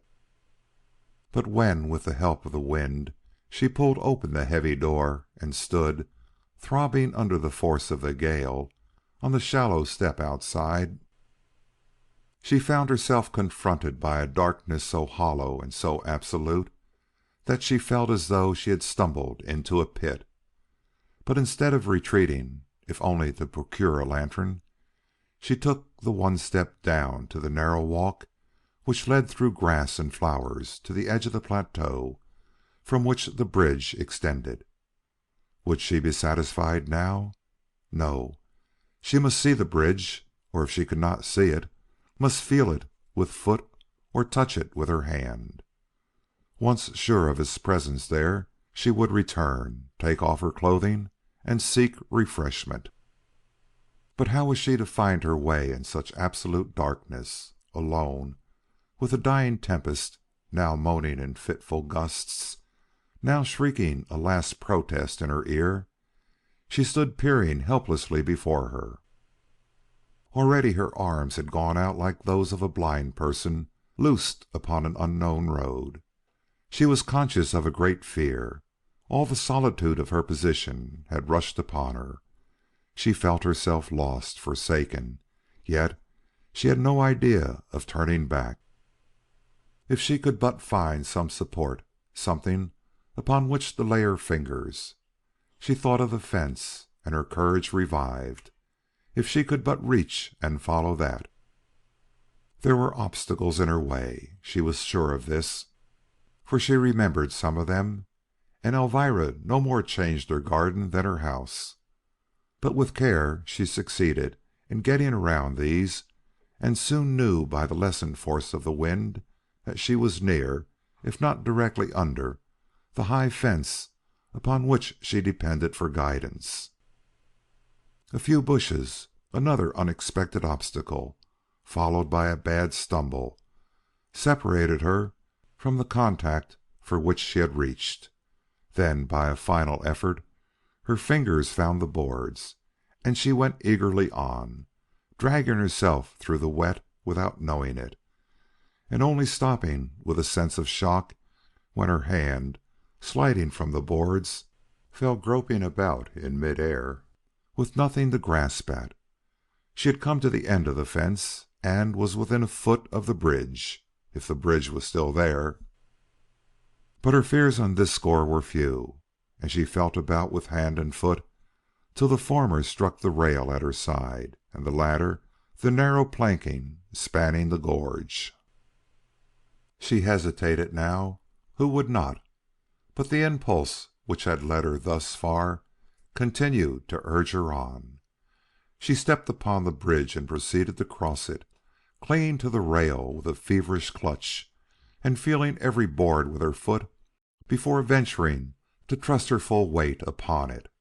She found them seemingly firm, and when about halfway across, she stopped to listen for the roar of the mountain stream which she knew to be rushing over its rocky bed some 40 awesome feet below her. She heard it, but the swish of the trees lining the gorge was in her straining ears, and half drowned its sullen sound. With feelings impossible to describe, she tossed up her arms to the skies, where a single brilliant star was looking through the mass of quickly flying, quickly disintegrating clouds. Then she sought again the safety of the guiding rail, and clinging desperately to it, took one more step and stopped with a smothered shriek. The rail had snapped under her hand and had gone tumbling down into the abyss. She heard it as it struck, or thought she did, and for a moment stood breathless and fearing to move. The world and all it held vanishing in semi-unconsciousness from her heart and mind. What was she but a trembling atom floating in an unknown void on the phantomless sea of eternity? Then, as her mind steadied, she began to feel once more the boards under her feet, and to hear the smiting together of the great limbs wrestling in the depths of the forest. She even caught such a homely sound as the violent slamming of the door she had left unlatched behind her. And summoning up all her courage, which was not small when she was released from her first surprise, she stepped firmly backward till she felt the rail strong again under her clutch. Then she turned resolutely and retraced her steps along the bridge and so across the plateau to the house, whose light had acted as a beacon to her whenever the door blew wide enough to let the one inner beam be seen. When she was inside again, she lingered for a long time in the darkening hall, her slight form and whitened head leaning against the wall in a desolation such as few hearts know. Then something within the woman flared up in a rekindled flame, and she passed quickly into the room where she had left her lamp burning, and blowing it out, she threw herself down on a couch and tried to sleep. An hour later, the moon shone in upon her pale features and wild, staring eyes upturned to meet it. Then it vanished, and she and the whole house were given up again to darkness. She had forgotten to eat, though the cupboards in this well-stored house were quite full. End of chapter 25.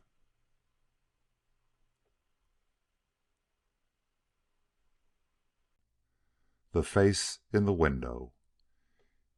Is this the place? According to our instructions, yes. The first house after the first turn to the right. We took the first turn, and this is the first house. Romantic situation, eh?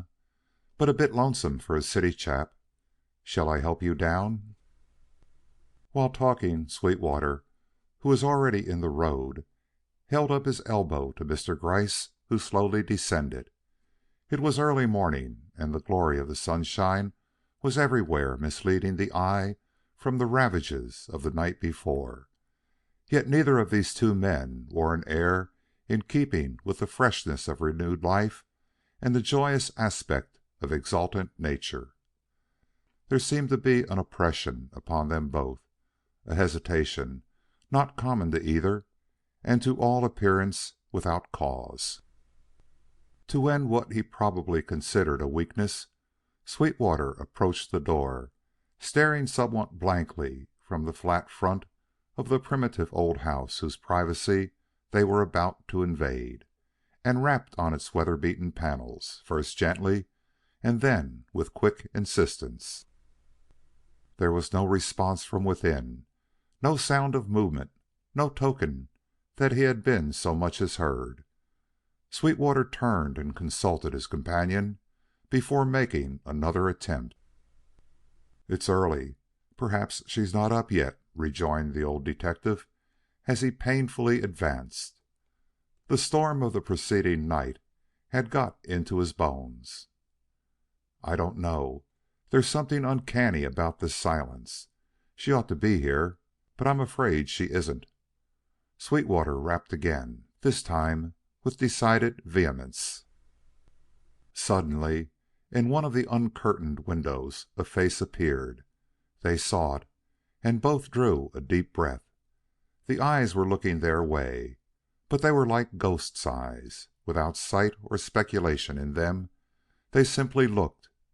Then the face slowly withdrew, growing ghastlier every minute, and the window stared on.